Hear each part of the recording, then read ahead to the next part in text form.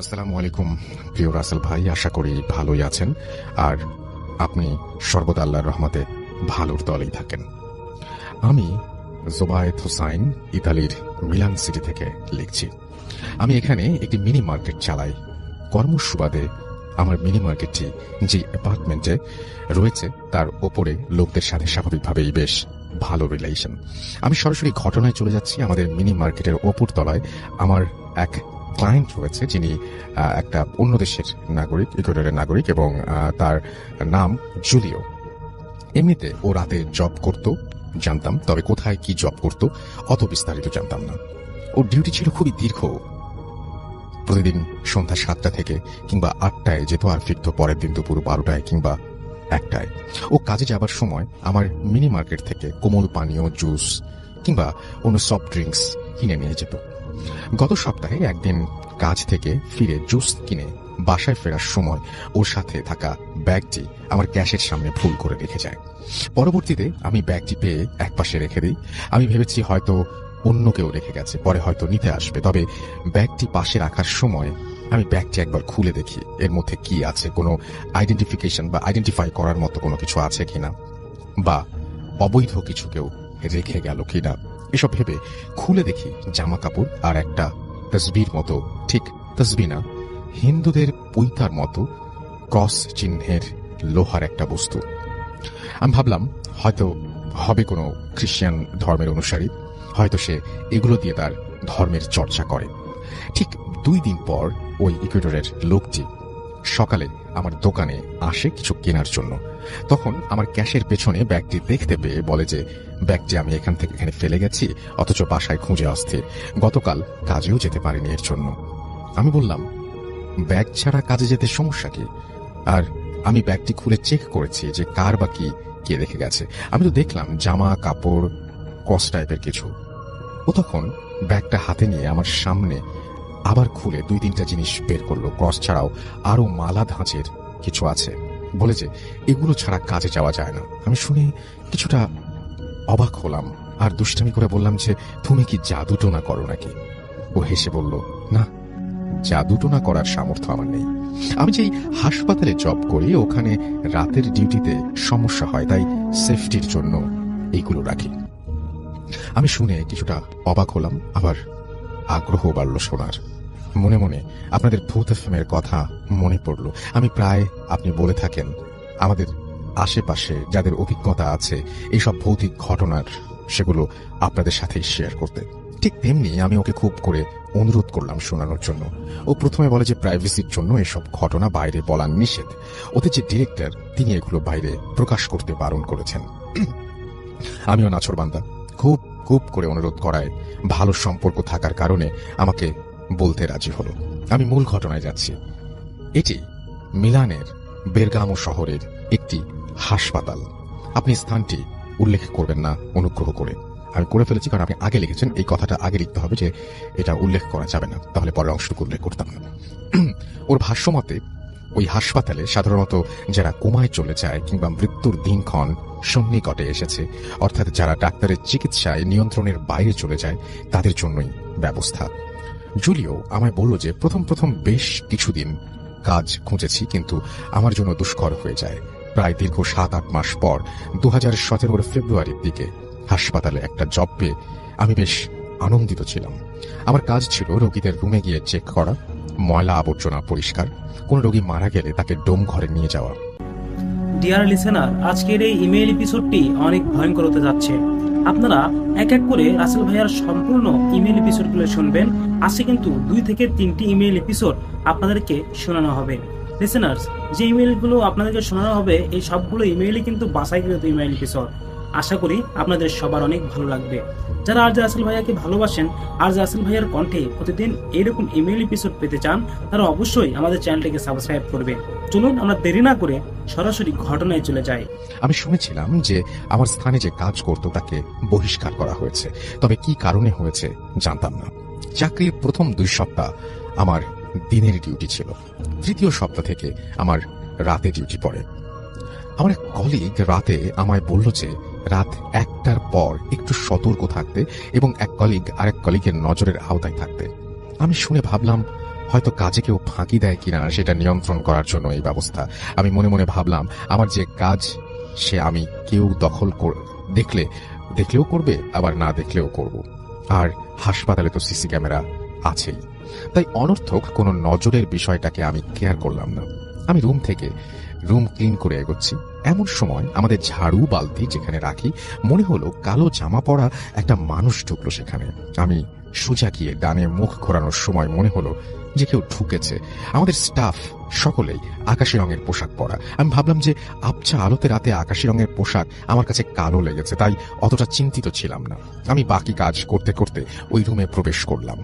হয়তো আমার ধারণা ছিল আমার কোনো কলিগকে দেখতে পাবো। আমি দরজা খুলে লাইট সুইচ টিপলাম, কিন্তু আলো জ্বলে না। কিন্তু করিডোরের আলোতে কিছুটা দেখা যায় ভেতরে, অনুমান করার মতো আলো। আমি বালতিগুলো ভরে রাখতে আমার কাছে ভীষণ এক ঠান্ডা অনুভব হলো। আমি ভাবলাম হয়তো যে কোনো বাতাস প্রবেশ করলো, কিন্তু ঠান্ডায় আমার নাক মুখ কাঁপুনি দিয়ে আমার শরীরের অন্যরকম অনুভূতি, যেটা বোঝাতে পারবো না। আমি কিছুক্ষণ স্থির হয়ে দাঁড়িয়েছিলাম আর ভাবছিলাম যে এটা স্বাভাবিক কোনো বাতাস না। আমার তখন স্পষ্ট মনে আছে যে আমার ঠিক পেছনে দরজা, যেখান দিয়ে করিডোরের আলো আসছিল, কিন্তু ফিল হচ্ছিল যেন রুমে কোনো দরজা নেই। আমি যেদিকেই ঘুরি, হাত দিলে কেবল দেয়াল স্পর্শ লাগে, আর দরজা ঠিক আমার পেছনে। আমি প্রায় চারদিকেই ঘুরছি, একই অবস্থা, দরজা ঠিক আমার পেছনে। আমি টেনশন আর ভয় মিলিয়ে বসে পড়লাম ফ্লোরে।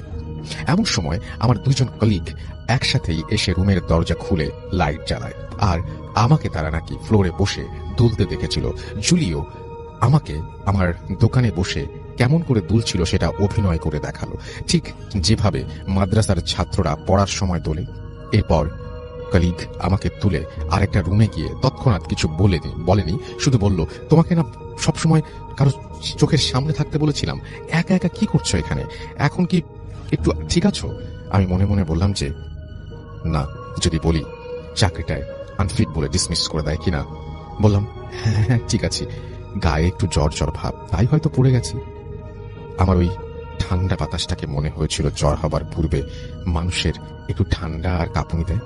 আমার কলিগরা কপালে হাত দিয়ে বলল, কই না তো, হয়তো ক্লান্ত, যাও আমাদের রেস্ট রুমে একটু জিরিয়ে নাও। এরপর আমাকে 2 দিনের বিশ্রাম দেয়া হয়। তখন অবধি আমাকে কেউ জানায়নি যে ওখানে সমস্যা হয়। 2 দিন পর যখন আবার ওখানে যাই, আমি দিনের বেলা বাসা থেকে ঘুমিয়ে সুন্দর প্রিপারেশন নিয়ে গিয়েছি যে নতুন জব যদি সমস্যা হয়।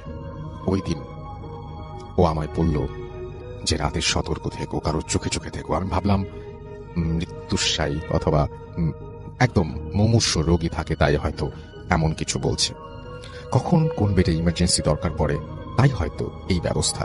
আমি হয়তো নিজের কাজ স্বাধীনভাবে করার চেষ্টা করতাম, যে দায়িত্ব তা পুরো করা রিল্যাক্স মুডে। ওই দিন তেমন কিছু ঘটনা ঘটল এর ঠিক 2 দিন পর। ওই দিন সন্ধ্যায় একে একে 5 জন মানুষ মারা গিয়েছে, তাই কাজের চাপও একটু বেশি। 2 জনের আত্মীয় স্বজন এসেছে, আর বাকি 3 জনের কেউ আসেনি খবর নিতে, হয়তো কাল বা পরশু আসবে। আমি আর কলিগরা মিলে লাশগুলো ডোম ঘরে নিয়ে গেছি। রাত তখন 2:30 মতো। আমার ভীষণ বাথরুম চেপেছে। আমি যথারীতি বাথরুমে গিয়ে বাথরুম করছি। হসপিটালের বাথরুমের কমরের সাথেই বা দিকে একটা জানালা, কাঠের মধ্যে কাঁচ বসানো জানালা। আমার কাছে একটু অস্বস্তিকর লাগছে, হয়তো ওই বাইরের দিকে চোখ পড়াতে। বাথরুমের জানালাটা হাসপাতালের পেছনের দিকে একটা জঙ্গলের দিকে মুখ করা। আমি জুলিওকে বললাম যে হ্যাঁ, আমারও অত রাতে একা একা বাথরুমে গেলে জানালা খোলা রাখলে একটু ভয় ভয় করে, মনে হয় কেউ তাকিয়ে আছে কিংবা ভয় দেখায়। জুলিও আমার কথায় সায় দিয়ে বলল, ঠিক ঠিক, আমারও এমনি মনে হয়। এরপর জুলিও বলল, আমার জানালা হাত দিয়ে চেপে রেখেছি যেন না খুলে যায়, বাইরে হালকা বাতাস, তাই একটু টাইট করে বারবার খুলে যেতে চাচ্ছে। আর জানালা পুরোপুরি খোলার আগেই আমি আবার হাত দিয়ে চেপে ধরি। বাতাসের তীব্র গতি, আমার কাছে মনে হয় জানালার ফাঁকা দিয়ে শুধু বাতাস নয়, গ্যাস বের হলে যেমন শব্দ, ঠিক অমন শব্দে বারবার জানালা প্রেসারে ভেতরের দিকে খুলে যাচ্ছে। আমি নিজেকে একটু রিল্যাক্স ভাবে থাকার জন্য হালকা উঁচু হয়ে ছিটকিনিটা লাগিয়ে দিই। এমন সময় বাইরে কারো প্রেজেন্স আমি ফিল করি। জানালার কাঁচ ছিল কিছুটা খোলাটে, ট্রান্সপারেন্ট টাইপের। কারো মুখ এবং নাক কাচের সাথে লাগিয়ে রেখে থাপ্পড় দিচ্ছে জানালার কাছে, আর ভয়ঙ্কর স্বরে একটা চিৎকার। আমার কাছে মনে হলো যেন জানালার ছিটকিনি লাগানোতে ওই জিনিসটা খুব খুশি হয়নি, আমাকে ভয় দেখাতে পারছে না। আমি ওই জানালার জিনিসটার চিৎকার শুনে প্রচন্ড ভয়ে আমার কলিগদের ডাকার জন্য বা বাঁচাও বলে চিৎকার দেওয়ার জন্য চেষ্টা করছি, কিন্তু আমার কাছে মনে হচ্ছে যেন আমি বোবা, শুধু আর্তনাদ জনিত শব্দ বের হয় গলা দিয়ে, কিন্তু বোঝার মতো কোনো শব্দ বের হচ্ছে না। আমি ওই জিনিসটা কাজের সাথে মুখ চাপ দিয়ে রেখেছি এবং সরানোর জন্য আমি যেই না থাপ্পড় দিচ্ছি এবং থাপ্পড় দিচ্ছে আর গোঙানির মতো চিৎকার করছে। আমি প্রচন্ড ঘেমে আধা টয়লেটরত অবস্থায় ওখান থেকে লাফ দিয়ে দূরে সরে যাই। আমি জানালার দিকে তাকিয়ে যখন দেখতে পেলাম ওটা বাম দিকে আস্তে আস্তে চিৎকার করতে করতে সরে পড়লো। আমার বাথরুমের দরজায় আমার কলিগরা আমায় ডাকছে আর বলছে যে আমি কি ভেতরে, আমি কি ঠিক আছি। আমি নিজেকে পরিষ্কার করে চোখ মুখে পানি দিয়ে বের হলাম, আর বাইরে এসে তাদের কথা শুনছি যে 5-6 মিনিট ধরে আমি ভেতরে অদ্ভুত শব্দ করছি, তারা আমাকে ডাকছে, কিন্তু আমি কোনো উত্তর না দিয়ে কেবলই শব্দ করে যাচ্ছি। এরপর আমাকে সবাই অফিসিয়াল ডেস্কে নিয়ে গিয়ে কিছু খেতে দেয়, আর ডিরেক্টর এসে ক্রস চিহ্নের ওই জিনিসটার কথা বলে যেটা আমার ব্যাগে আমি দেখেছিলাম। জুলিও আরো বলল যে ওদের হসপিটালের স্টাফরা রাতে অন ডিউটির সময় জামার সাথে বেল্ট টাইপের যেটা আছে সেটির সাথে গেঁথে রাখতো। আমাদের রুল দেয়া আছে যে কোনো নার্স কিংবা ডাক্তার যদি কোনো কমেন্ট দেয়, বিশেষ করে রাতের বেলায়, তাদের সাথে ক্রস থাকতে হবে কিংবা তসবির মতো থাকতে হবে, আবার হলি ওয়াটার থাকতে হবে, ওদের প্রচলিত পবিত্র পানি যেটি, এবং সেটি ছিটানো রোজকার দৃশ্য। এখন থেকে ওখানে জোড়ায় জোড়ায় কাজ করতে হয়, এমনকি বাথরুমে গেলে দরজা হালকা খুলে রেখে তার গেইটে তার কলিগদের দাঁড়িয়ে থাকবে। এভাবেই চলছে। বেশ কয়েকবার এই নিয়ে লেখালেখি হয়েছে। আমাদের পুরাতন হাসপাতালটি বন্ধ ঘোষণা করে নতুন একটি খুলেছে, কিন্তু এখানেও সেই একই সমস্যা। 3 সপ্তাহ আগের ঘটনা, আমাদের এক স্টাফ হঠাৎ রাতে এক কোমায় থাকা রোগীকে বিছানা থেকে টেনে হিঁচড়ে নামিয়ে তিনি বিছানায় গিয়ে ঠিক কোমার রোগীটির মতো আচরণ করতে লাগলো। টিভির ফুটেজে দেখে পরে তৎক্ষণাৎ তাকে উদ্ধার করা হয়। এই অবস্থার মধ্যে দিয়ে যাচ্ছে। জুলিও আরো বলল আরো ঘটনা আছে, সময় করে আর এক সময় বলবে। এই ছিল ঘটনা, হয়তো সাজিয়ে লিখতে পারেননি। আপনার ভাই আসসালামু আলাইকুম, অনেক ধন্যবাদ, কষ্ট করে এসেছেন স্টুডিওতে। ওয়ালাইকুম আসসালাম রাসেল ভাই, আপনাকেও ধন্যবাদ আমাকে আমন্ত্রণ জানানোর জন্য। থ্যাংক ইউ রাসেল ভাই, এখন যে ঘটনাটি আমি শেয়ার করব, ঘটনাটি আসলে আমাদের দেশের ঘটনা না, এটি আবখাজিয়া নামক একটা দেশ রয়েছে, সেই দেশের একটা অঞ্চল, নাম হলো আকারমারা নামক একটা জায়গা, সেই জায়গার একটা ঘটনা। তো ঘটনাটি বলার আগে আমি কয়েকটা বিষয় একটু তথ্য দিয়ে নিতে চাই, তাহলে লিসেনারদেরকে বুঝতে একটু সুবিধা হবে আর কি।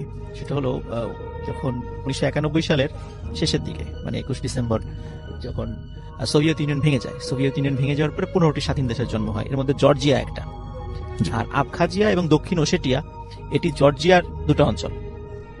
তো আবখাজিয়া যখন 1992 সালে স্বাধীনতা ঘোষণা করে, তখন জর্জিয়ার সাথে আবখাজিয়ার একটি যুদ্ধ হয়, প্রায় 1 বছর ব্যাপী স্থায়ী হয়েছিল। 1993 সালে এসে যুদ্ধটি শেষ হয়।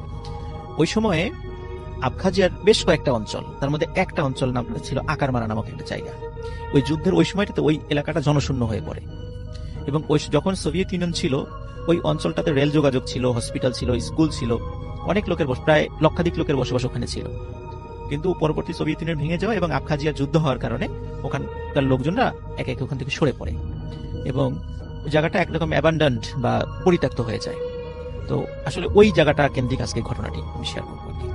ওকে রাসেল ভাই, যখন ওই সোভিয়েত ইউনিয়ন ভেঙে যাওয়ার পরে, যখন রাশিয়াতে তো ওই সময় সমাজতন্ত্র ছিল, মানে ওই সময় পুঁজিবাদ এবং সমাজতন্ত্রের একটা বিষয় ছিল, তো পরবর্তীতে ওয়ার্ল্ড ব্যাংক যে কাজটা করে সেটা হলো ওই সমস্ত অঞ্চলগুলোতে এখন অর্থনৈতিক অবস্থা কি, ওই সমস্ত এলাকার মানে মানুষের অবস্থা যাচাই করার জন্য একটা রিসার্চ টিম পাঠায় সেখানে।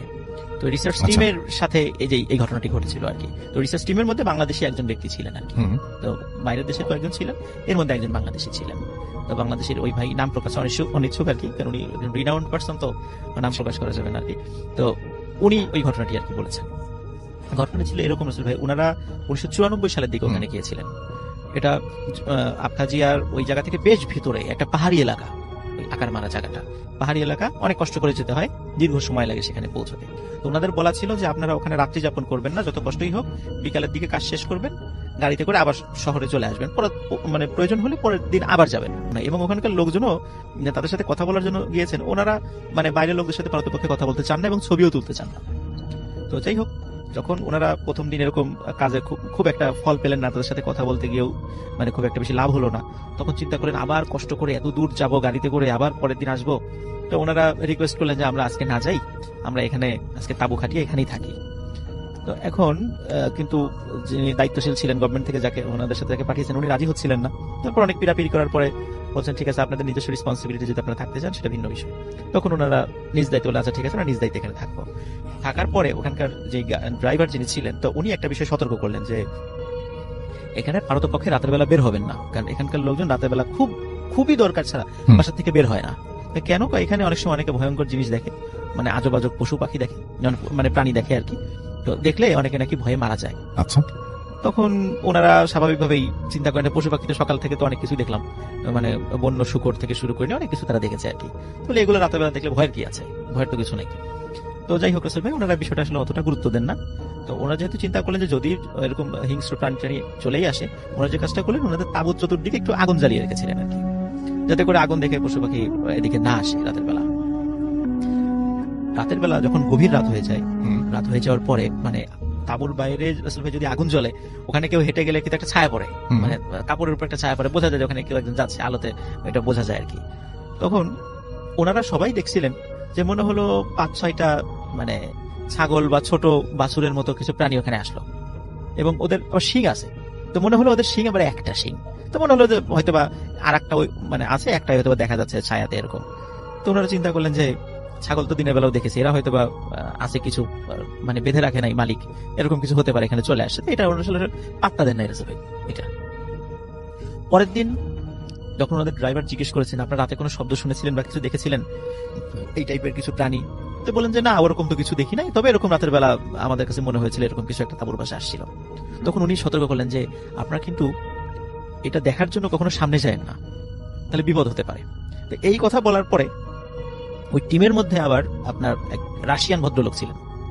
তো ওনার আবার খুব আগ্রহ জন্মায় যে আসলে কি মানে রাসেল ভাই, রাশিয়া বা উত্তর কোরিয়া বা চীন, এরা কিন্তু মানে ম্যাক্সিমাম লোক কিন্তু মানে অ্যাথিস্ট, যেটাকে আমরা একটু নাস্তিকবাদ বলি আর কি। তো স্বাভাবিকভাবে ওনারা তো বিষয়গুলো বিশ্বাস করেন না। তো ওনার ভিতরে একটু আগ্রহ কাজ করে যে ঠিক আছে, জিনিসটা আমি দেখবো। তো পরের দিন কাজ করেন ওনারা, আবার তাঁবুতে ওনারা ঘুমিয়েছেন। তো ওই দিন একটা ছাগলের মতো কিছু একটা আসছে তাঁবুর পাশে, এসেই চলে গেছে। তো উনি একটু সতর্ক ছিলেন যে আমি আজকে দেখবো। তো উনি সাথে সাথে তাঁবুর থেকে বের হয়ে আর কিছু দেখতে পান না। তখন উনি আবার তাঁবুর মধ্যে গিয়ে একটি টর্চ লাইট নিয়ে চিন্তা করেন যে আমি একটু জঙ্গলের দিকে যাই, দেখি জিনিসটা কি, একটু দেখে আসি, মানুষ সবাই বলে এখানে নাকি ভয় পায়।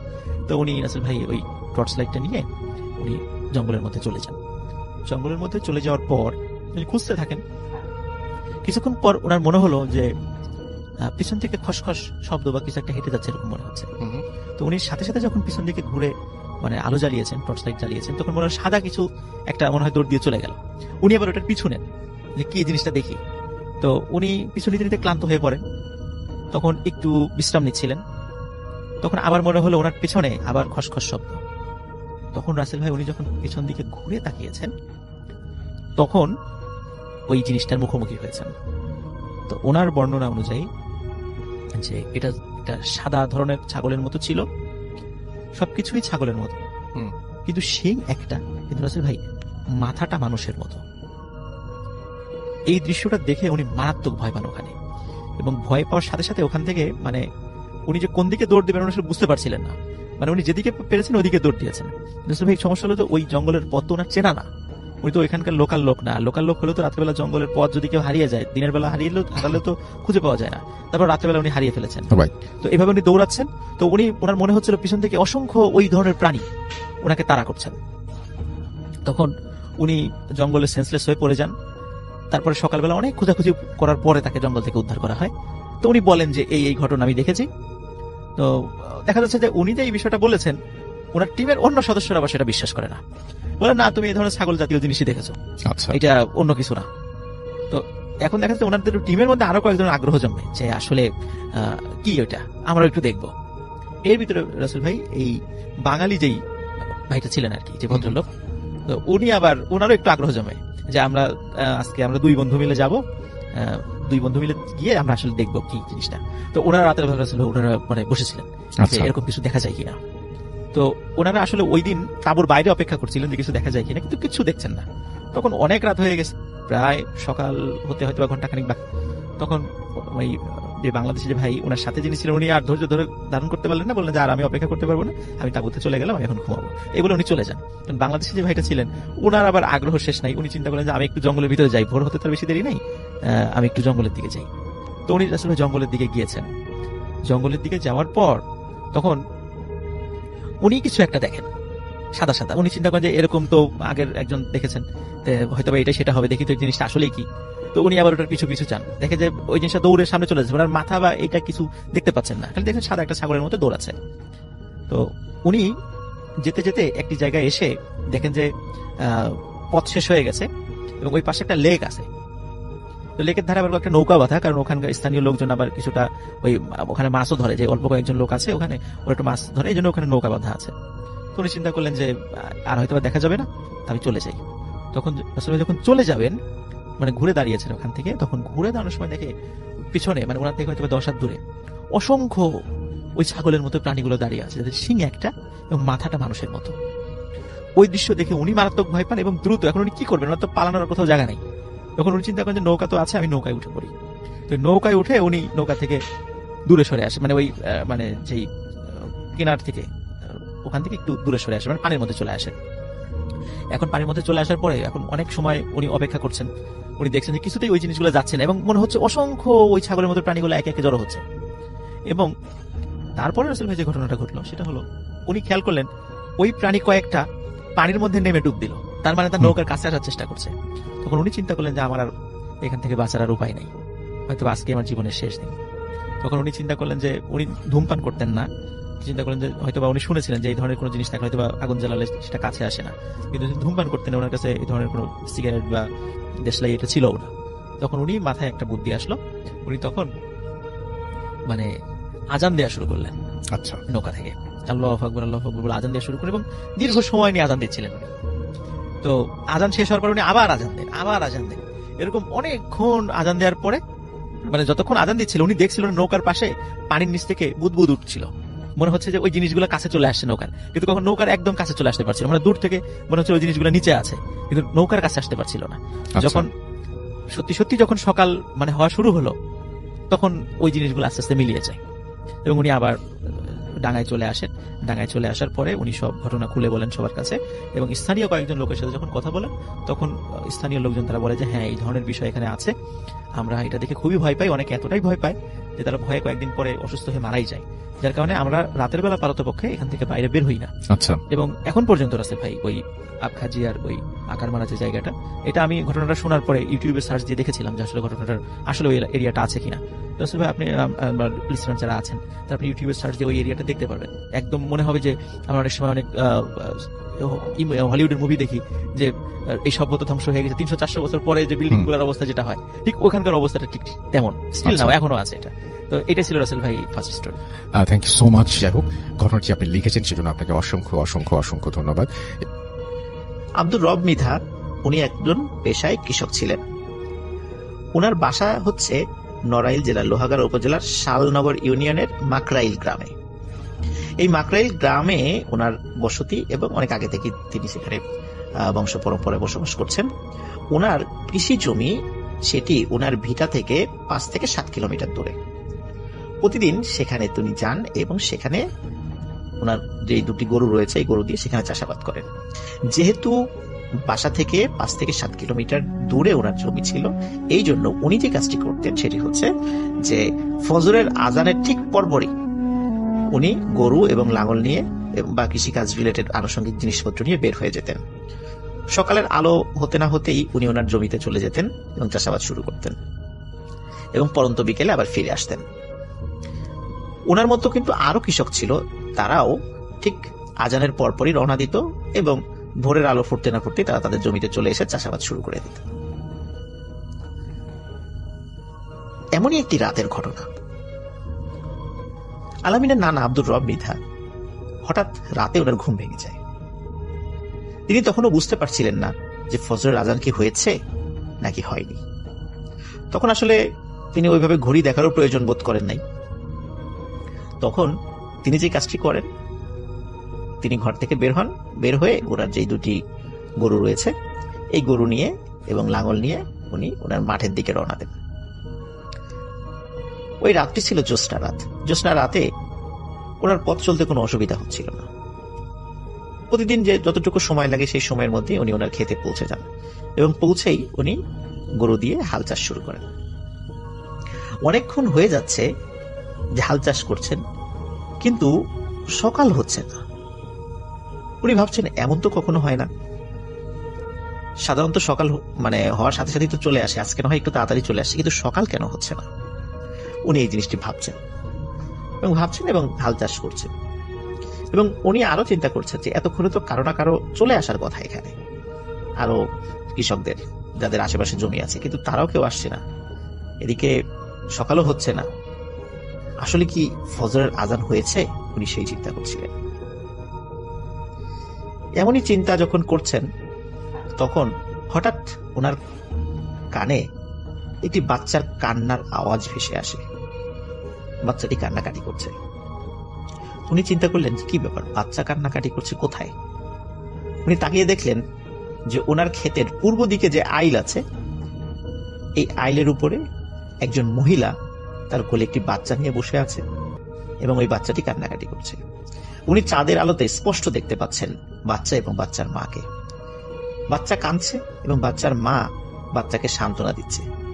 ঠিক যেভাবে বাচ্চারা কান্নাকাটি করলে তাদের মা বাচ্চাদেরকে সান্ত্বনা দেয় এবং তাদেরকে থামানোর চেষ্টা করছে যে ও কাঁদো না, কেঁদো না, তোমার বাবা চলে আসবে, কান্নাকাটি করে না, এইরকম শব্দগুলো তারা সেই মহিলা ইউজ করছিল। আলামিনের নানা আব্দুর রব মৃধা অত্যন্ত সাহসী একজন মানুষ ছিলেন। তিনি বুঝতে পেরেছিলেন যে এত রাত্রে এখানে কিন্তু কোনো বাচ্চা সহ মহিলা আসার কথা নয়, নিশ্চয়ই এটি কোনো প্যারানরমাল ঘটনা হবে। তিনি যে কাজটি করার চেষ্টা করেন সেটি হচ্ছে যে তিনি চিন্তা করেন যে এখান থেকে দ্রুত বের হয়ে যাই, আবার বাড়ির দিকে চলে যাই, এখন নিশ্চয়ই অনেক রাত, আমি ভুল করে চলে এসেছি। এই চিন্তা করে যখনই ওনার দুটি গরু নিয়ে মাঠ থেকে বের হওয়ার চেষ্টা করছেন, তিনি দেখলেন যে উনি যখন উত্তর পাশের আইল দিয়ে বের হওয়ার চেষ্টা করছেন, তিনি দেখলেন ওই উত্তর পাশের আইলেও ঠিক একজন মহিলা একটি বাচ্চাকে কোলে নিয়ে বসে আছে। সেই বাচ্চাটিও কান্নাকাটি করছে এবং ওই মহিলা একই রকম ভাবে বলছে যে কেঁদো না, জাদু সোনা, তোমার আব্বু আসবে, এই ধরনের কথাবার্তা বলছে। তিনি দক্ষিণ দিকের আইল যেখানে আছে সেদিক দিয়ে বের হওয়ার চেষ্টা করলেন। তিনি দেখলেন দক্ষিণ দিকের আইলেও ঠিক একই রকম ভাবে বাচ্চা কোলে নিয়ে একজন মহিলা বসে আছে, সেও ঠিক একই কথাই বলছে তার বাচ্চার সাথে। কিন্তু অদ্ভুত ব্যাপার হলো পশ্চিম দিকের আইল, এখানে কেউ ছিল না। কিন্তু সমস্যা হলো ওই দিক দিয়ে তিনি বের হতেও পারছিলেন না। জমির একটি ভৌগোলিক গঠনগত কারণে ওই দিক দিয়ে আসলে বের হয়ে আসাও সম্ভব না।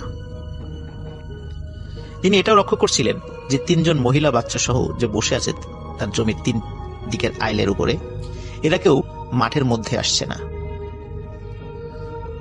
তিনি কিন্তু সিগারেট খাওয়ার সিগারেটে খুব আসক্ত ছিলেন। আসলে গ্রামের যারা কৃষক তারা আসলে সিগারেট খান না, আর যেটা খাচ্ছিল বিড়ি, তিনি বিড়িতে খুব আসক্ত ছিলেন। ওনার কাছে এক প্যাকেট বিড়ি ছিল, ম্যাচও ছিল। উনি জানতেন যে আগুন জ্বালালে সাধারণত কেউ ক্ষতি করতে পারে না, এই টাইপের প্যারানরমাল কোনো বিষয়গুলো তাদের ক্ষতি করতে পারে না। এই জন্য তিনি বিড়ি ধরান এবং একটার পর একটা বিড়ি টানতে থাকেন। একটা সময় পর বিড়িগুলো শেষ হয়ে যায়। তখন যেটি কাজটি করে সেটি হচ্ছে ওনার যে দুটি গরু নিয়ে এসেছিলেন, এই দুটি গরুর গলায় যে রশি ছিল, সেই রশি দুটি তিনি এক হাতে ধরেন এবং জোরে জোরে দোয়া পড়তে থাকেন। কিছু সময় পর আজানের শব্দ ভেসে আসে দূর মসজিদের মাইক থেকে। আজানের শব্দ আসার পরে আব্দুর রব মৃধা স্পষ্টভাবে দেখতে পান এই তিনজন মহিলা আইলের উপর থেকে উঠে দাঁড়ালো এবং উঠে দাঁড়িয়ে তারা যে দিক থেকে এসেছিল তার উল্টা দিকে হেঁটে চলে যাচ্ছে এবং অদৃশ্য হয়ে যাওয়া না, হাঁটতে হাঁটতে হাঁটতে হাঁটতে চলে যাচ্ছে, এভাবে চোখের আড়াল হয়ে গেল। তার কিছু সময় পরেই আরো কিছু কৃষকরা তারাও গরু এবং লাঙল নিয়ে তাদের জমিতে চলে আসে। তাদের কাছে তিনি আর কিছু বলেন না, যথারীতি চাষাবাদ করে পরন্ত বিকেলে উনি বাড়িতে ফিরে যান। বাড়িতে ফিরে গিয়ে উনি ওনার স্ত্রীকে সব ঘটনা খুলে বলেন। ওনার স্ত্রী আরো কিছু দোয়া পড়ে পানিতে ফু দিয়ে তাকে গোসল করিয়ে দেন এবং ঝাড়ফুঁক করেন যে আল্লাহ তাআলা তাকে কোনো ক্ষতি হতে দেননি।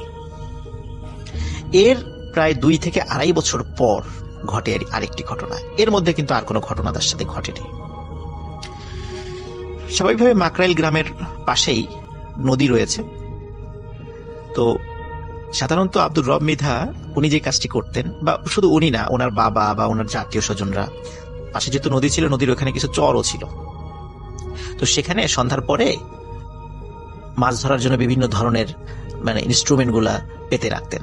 জাল সহ বিভিন্ন ধরনের ইনস্ট্রুমেন্ট আছে, সেই জিনিসগুলো পেতে রাখতেন এবং প্রচুর মাছও পাওয়া যেত। তখনও আব্দুর রব মৃধার পিতা জীবিত ছিলেন। উনি অনেক বয়স্ক থাকলেও মাছ ধরার তার খুব নেশা ছিল। তো আব্দুর রব মৃধা, তার পিতা এবং তার আরো চাচাতো ভাইটাই মিলে তারা মাছ ধরতে যান। ওই রাতও ছিল জ্যোৎস্না রাত। তাদের জালে অনেক মাছ ধরা পড়ে। সাধারণত গ্রামে মাছ রাখার যে ঝুড়িটা, এটাকে খালই বলে। দেখা যাচ্ছে এক খালই মাছ হয়ে গেছে।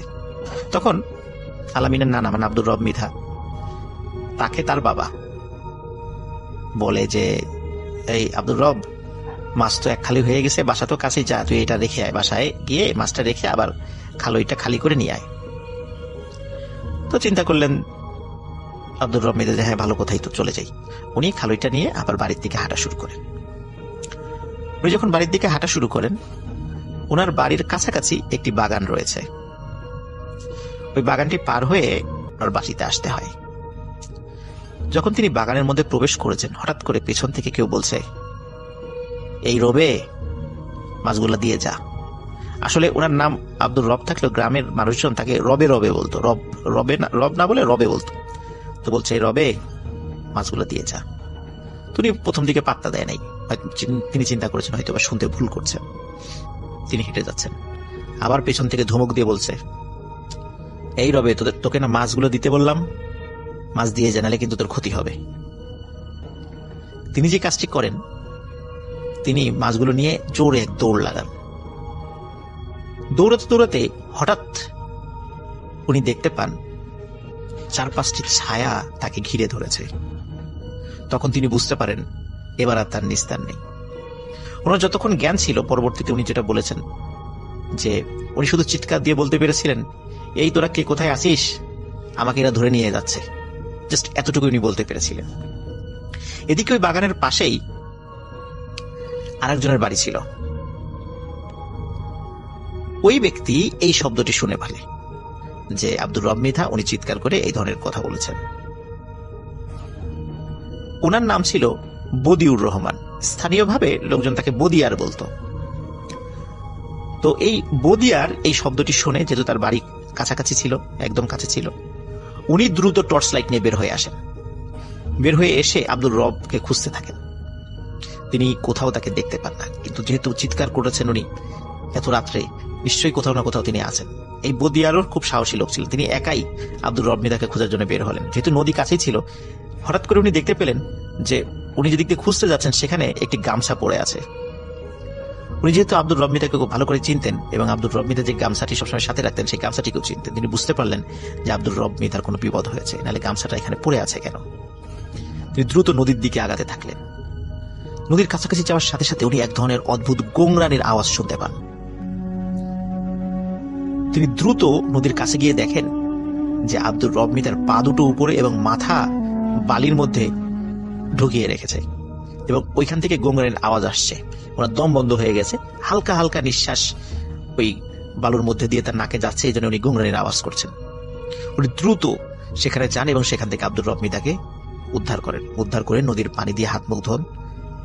তিনি খুব অসুস্থ হয়ে পড়েছিলেন এবং আর 1-2 মিনিট পরে হয়তোবা বদিয়ার মিয়া গেলেই আব্দুর রব মৃধাকে মৃত অবস্থায় তাকে দেখতে পেতেন তিনি। যাই হোক, আল্লাহর অশেষ রহমতে আব্দুর রব মৃধা সেখান থেকে উদ্ধার হয় এবং তাকে ওই বদিয়ার আব্দুর রব মৃধার বাড়িতে নিয়ে যান। তখন আরো লোকজন সবাই এগিয়ে আসে যে কি হলো, কারা তাকে অ্যাটাক করেছিল। সবাই আসে, সে দেখে সেই খালইটা শূন্য পড়ে আছে, তার ভিতরে কোনো মাছ নেই, তবে ছড়িয়ে ছিটিয়ে অল্প কিছু মাছ রয়েছে। কোনটার মাথা খাওয়া, কোনটার পেট চিরে কোন মাছ খেয়েছে, কোনটার লেজ খাওয়া, এরকম কিছু কিছু মাছ চতুর্দিকে অল্প কিছু ছড়িয়ে আছে, আর অন্য কোনো মাছ নেই, শুধু খালইটা পড়ে আছে। এরপরে আব্দুর রব মৃধা দীর্ঘদিন অসুস্থ ছিলেন। তিনি এতটাই ভয় পেয়েছিলেন যে অনেকদিন অসুস্থ ছিলেন, আস্তে আস্তে আল্লাহ তাআলার অশেষ রহমতে তিনি সুস্থতা লাভ করেছেন। এখন যেটা হয় সেটা হচ্ছে যে আব্দুর রব মৃধার স্ত্রী তিনি সেলিম হুজুরের কাছে নিয়ে যান। এই সেলিম হুজুর হচ্ছে সেই হুজুর আমাদের 2 নম্বর স্টোরিতে আপনারা শুনেছিলেন যে যখন রুহুল সর্বশেষ যেই কবরটি খুঁড়েছিল সেটি ছিল সেলিম হুজুরের কবর, এবং কবর খোঁড়ার সময় যে লাশটি রুহুলের হাত চেপে ধরেছিল সেটি হচ্ছে সেই সেলিম হুজুরের ডেড বডি। তো সেলিম হুজুরের কাছে নিয়ে যান। সেলিম হুজুর তাকে দেখেন, দেখে তিনি বলেন যে আসলে আপনি তো ধর্মকর্ম কিছু করেন না, আপনি যদি ধর্মীয় লাইনে চলে আসেন, 5 ওয়াক্ত সালাত আদায় করেন, কোরআন সুন্নাহ অনুযায়ী জীবনযাপন করেন, তাহলে আপনার সাথে যে সমস্যাগুলো হচ্ছে সেগুলো কিছুই হবে না, এবং আপনি রাত বিরেতে যেখানে চলাফেরা করেন না কেন, আল্লাহ চান তো আমি ইনশাল্লাহ ইনশিওর করছি যে আপনার কোনো সমস্যা হবে না, কিন্তু আপনাকে কথা দিতে হবে যে আপনি ধর্মের দিকে ফিরে আসবেন। আব্দুর রব মৃধা তিনি কথা দেন সেলিম হুজুরকে যে হ্যাঁ তিনি ফিরে আসবেন এবং সেলিম হুজুরের সাথেই তিনি উঠা বসা করবেন। তো সেলিম হুজুর উনি ধর্মকর্ম করতেন, উনি কোরআনে হাফিজ ছিলেন, মাওলানা ছিলেন, মাদ্রাসা মুহতামিম ছিলেন, বিভিন্ন জায়গায় যেতেন, ওয়াজ মাহফিল করতেন। তো ওনার সাথে থেকে থেকে আব্দুর রব মৃধাও কোরআন এবং সুন্নাহ বিষয়ক ব্যাপক পাণ্ডিত্য অর্জন করেন এবং মৌলিক যেই জ্ঞানগুলো সেগুলো আল্লাহ তাআলা তাকে অর্জন করার তৌফিক দান করেন ওই সেলিম হুজুরের ওসিলায়। আর ওই যে কবরস্থান যেটি ছিল, এই কবরস্থানের পাশে যে মসজিদটা ছিল, এই মসজিদেরই খতিব এবং পেশ ইমাম ছিলেন হচ্ছে সেলিম হুজুর। আর ওই মসজিদের মুয়াজ্জিন এবং খাদেমের দায়িত্ব দেয়া হয় এই আব্দুর রব মৃধাকে। খুব ভালোই চলছিল। এইভাবে কেটে যায় প্রায় 5 থেকে 7 বছর। সেলিম হুজুর একদিন হঠাৎ মারা যান। আর তার মৃত্যুর পরপরই কি ঘটনা ঘটেছিল কবরস্থানে সেটা আমরা দ্বিতীয় স্টোরিতে শুনেছি। সেলিম হুজুর মারা যাওয়ার পর আব্দুর রব মৃধাও খুব শোকে কাতর হয়ে পড়েন, কারণ এতদিন তার সাথে চলেছেন। খুব ভালো মানুষ ছিলেন সেই সেলিম হুজুর এবং খুব বুজুর্গ একজন মানুষও ছিলেন। যাই হোক, উনি যথারীতি ওই মসজিদেই আজান এবং মসজিদের খেদমতের দায়িত্ব পালন করে যাচ্ছিলেন। কোনো এক রাতে হঠাৎ আব্দুর রব মৃধা উনি ওনার পাশে থাকা যে অ্যালার্ম ঘড়িটি ছিল টেবিলের পাশে রাখা, মানে টেবিল ক্লক যেটা, আবসা আলোতে রাতের বেলা দেখতে পান যে 5:05 বাজে। ফজরের আজান হচ্ছে 4:30টায় এবং নামাজ হওয়ার কথা ছিল হচ্ছে 5:15-তে। যেই না উনি দেখেছেন যে 5:05 বাজে, উনি লাফ দিয়ে উঠেছেন, যারে জামাতে তো সময় হয়ে গেল, আজান তো দেয়া হয়নি, দ্রুত মসজিদে যেতে হবে। উনি দ্রুত উঠে ওযু করেই জামা কাপড় পরে মসজিদের দিকে ছুটতে থাকেন। মসজিদের থেকে ওনার বাসার দূরত্ব বড়জোর 10 মিনিটের পথ ছিল। উনি দ্রুত মসজিদে যান। মসজিদে গিয়ে দেখেন মসজিদের দরজা বন্ধ। উনি চিন্তা করেন যে কি ব্যাপারে, একজন মুসল্লিও আসে নাই। উনি দরজা খুলে মসজিদের ভিতরে লাইট জ্বালান। ততদিনে কিন্তু ওই সমস্ত মসজিদগুলোতে সবগুলোতে ইলেকট্রিসিটি চলে আসছে, মাইকও আছে, মানে আধুনিক কিছু সরঞ্জামাদি মসজিদে ছিল, ইলেকট্রিসিটি, মাইক সবকিছু ছিল। তো উনি যখনই লাইট জ্বালিয়েছেন তিনি দেখেন ঘড়িতে মাত্র 12:15 বাজে। আসলে ওনার অ্যালার্ম ক্লকে যে সময়টি ছিল সেটি হচ্ছে 12:05। উনি বড় কাঁটাটি যখন 1-এর উপরে দেখেছে তখন উনি ঘুম থেকে উঠে হঠাৎ করে ওনার মনে হয়েছে এটা 5:05 বাজে, যার কারণে উনি এটি দেখতে ভুল করেছিলেন। তখন চিন্তা করেন যাক, যেহেতু ভুল হয়েই গেছে তাহলে বাসায় চলে যায়, আরো কিছুক্ষণ ঘুমিয়ে তারপরে আবার চলে আসবো। উনি মসজিদের লাইট বন্ধ করে দরজা বন্ধ করে বের হয়ে যান। বের হয়ে যখনই উনি রাস্তা দিয়ে হাঁটতে থাকেন তখন হঠাৎ দেখেন যে রাস্তার ঠিক পশ্চিম পাশ থেকে সাদা আলখেল্লা পরা একজন মানুষ রাস্তার পূর্ব দিকে চলে গেল। রাস্তার পশ্চিম পাশে ছিল একটি বটগাছ, এই বটগাছের পাশেই ছিল সেলিম হুজুরের বাড়ি, আর রাস্তার ঠিক পূর্ব পাশে ছিল হচ্ছে এই কবরস্থান। তো সেলিম হুজুরের বাড়ির ভেতর থেকে ওই বটগাছের নিচ দিয়ে একটি আলখেল্লা পরা একটা লম্বা একজন মানুষ তিনি কবরস্থানের ভিতরে ঢুকে গেলেন। এই দৃশ্য যখনই তিনি দেখেছেন তখন উনি মারাত্মক ভয় পেয়ে যান। ভয় পাওয়ার পর উনি দ্রুত বাড়ির দিকে হাঁটতে থাকেন। হঠাৎ পেছন থেকে বলে ওঠে, আসসালামু আলাইকুম মুয়াজ্জিন সাহেব। মুয়াজ্জিন সাহেব আসসালামু আলাইকুম এই টাইপের শব্দ শুনে উনি আরো ভয় পান। উনি তখন চিন্তা করেন যে এবার দৌড় দিতে হবে, কারণ উনি যতই সাহসী হন না কেন, উনি হঠাৎ করে দেখলেন এরকম লম্বা আলখেল্লা পরে একটা লোক একটা বাড়ি থেকে বের হয়ে কবরস্থানের ভিতরে ঢুকে গেল এত রাত্রে। গ্রামে তো এত রাত্রে কেউ কল্পনাই করা যায় না কেউ রাত্রে বাইরে থাকবে। তারপর পেছন থেকে সালাম দিচ্ছে। উনি তো মারাত্মক ভয় পান। উনি দৌড় দেওয়ার জন্য উদ্যত হবেন, তখন হঠাৎ উনি ফিল করেন ওই সাদা আলখেল্লা পরা লোকটি ওনার একদম পাশে চলে এসেছে এবং বলছে, আসসালামু আলাইকুম মুয়াজ্জিন সাহেব, আপনি ভয় পাবেন না, আমি আপনার কোনো ক্ষতি করব না। তখন খুব বিনয়ের সুরে এবং খুব মোলায়েম সুরে যখন এই কথাটি উনি শুনতে পেলেন, তখন আব্দুর রব মৃধা ওনার সাহস সঞ্চয় করলেন। তিনি সালামের উত্তর নিলেন এবং ওই ব্যক্তির পরিচয় জিজ্ঞেস করলেন। তখন উনি নিজের পরিচয় প্রকাশ করলেন।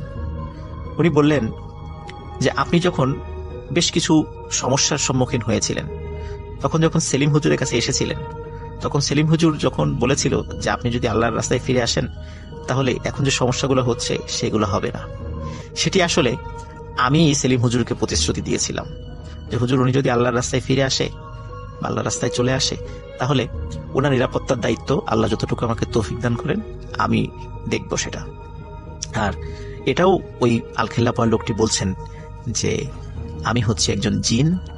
সেলিম হুজুর যখন মাদ্রাসা থেকে হাফেজি পাশ করে তখন থেকেই আমি সেলিম হুজুরের সাথে আছি এবং সেলিম হুজুরও জানে যে আমি তার সাথে থাকি। সেলিম হুজুর বিভিন্ন সময় বিভিন্ন মানুষের ট্রিটমেন্ট করেন, আমি আমার সাধ্য অনুযায়ী তাকে তার কাজে সাহায্য করার চেষ্টা করি। সেলিম হুজুর অনেক সময় কিছু দুষ্টু জিনেরও তদবির করেন, যার ফলে অনেক জিনও তার শত্রু হয়ে যায়, যার ফলে আমি তাকে পাহারা দেই যাতে অন্য কোনো জিনেরা তার ক্ষতি করতে না পারে। তো সেলিম হুজুরের সাথে আমি ছিলাম 20 বছর আর আপনার সাথে আমি ছিলাম 7 বছর। সেলিম হুজুর যখন মারা যান আমি তখন খুবই মনে কষ্ট পাই, কারণ ওনার কাছ থেকেও আমি অনেক কিছু শিখেছি। উনি আমার জন্য অনেক দোয়া করেছেন, আমিও তার জন্য দোয়া করেছি। কিন্তু উনি যেহেতু মারা গেছেন আর আপনি জীবিত আছেন, সুতরাং আপনার নিরাপত্তার দায়িত্ব কিন্তু আমার। আপনি কখনো ভয় পাবেন না, আমি ইনশাল্লাহ সবসময় আপনার সাথে থাকব। এই বলার পরে উনি সেখান থেকে আবারও সালাম দিয়ে চলে যান। এই ঘটনায় যদিও আব্দুর রব মৃধা বেশ ভয় পেয়েছিলেন, কিন্তু ভয় পেলেও মনে মনে আশ্বস্ত হয়েছিলেন যে না, একজন আল্লাহওয়ালা কামেল জিন আমার নিরাপত্তার দায়িত্বে আছে। এই ঘটনার পরে আব্দুর রব মৃধা প্রায় 60 বছর জীবিত ছিলেন। 2015 সালের দিকে উনি মারা গেছেন। উনি আমৃত্যু ওই মসজিদের মুয়াজ্জিন এবং খাদেম হিসাবে দায়িত্ব পালন করে গেছেন।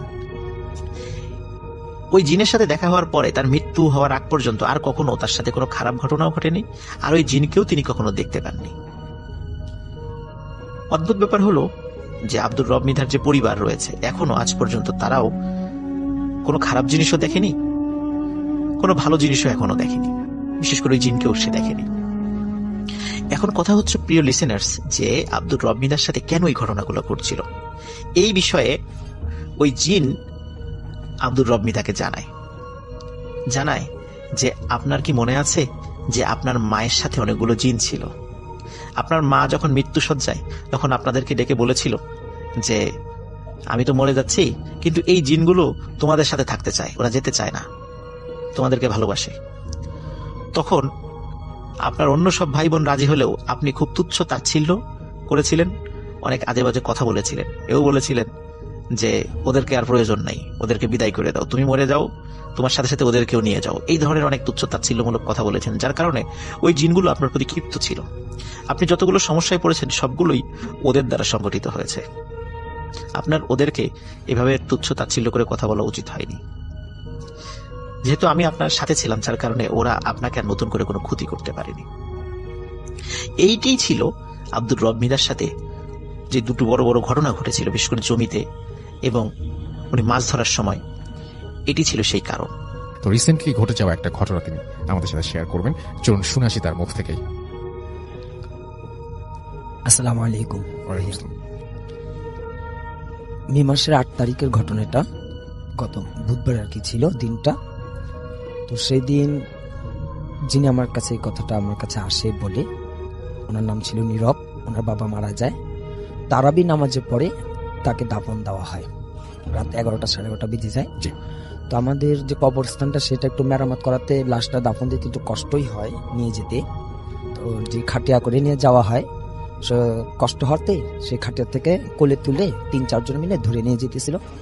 তো ছেলে যখন নিছে, তো ও বলতেছে এত হালকা এবং এত ছোট মনে হচ্ছিল বাবাকে যে আমি একাই নিয়ে যেতে পারবো।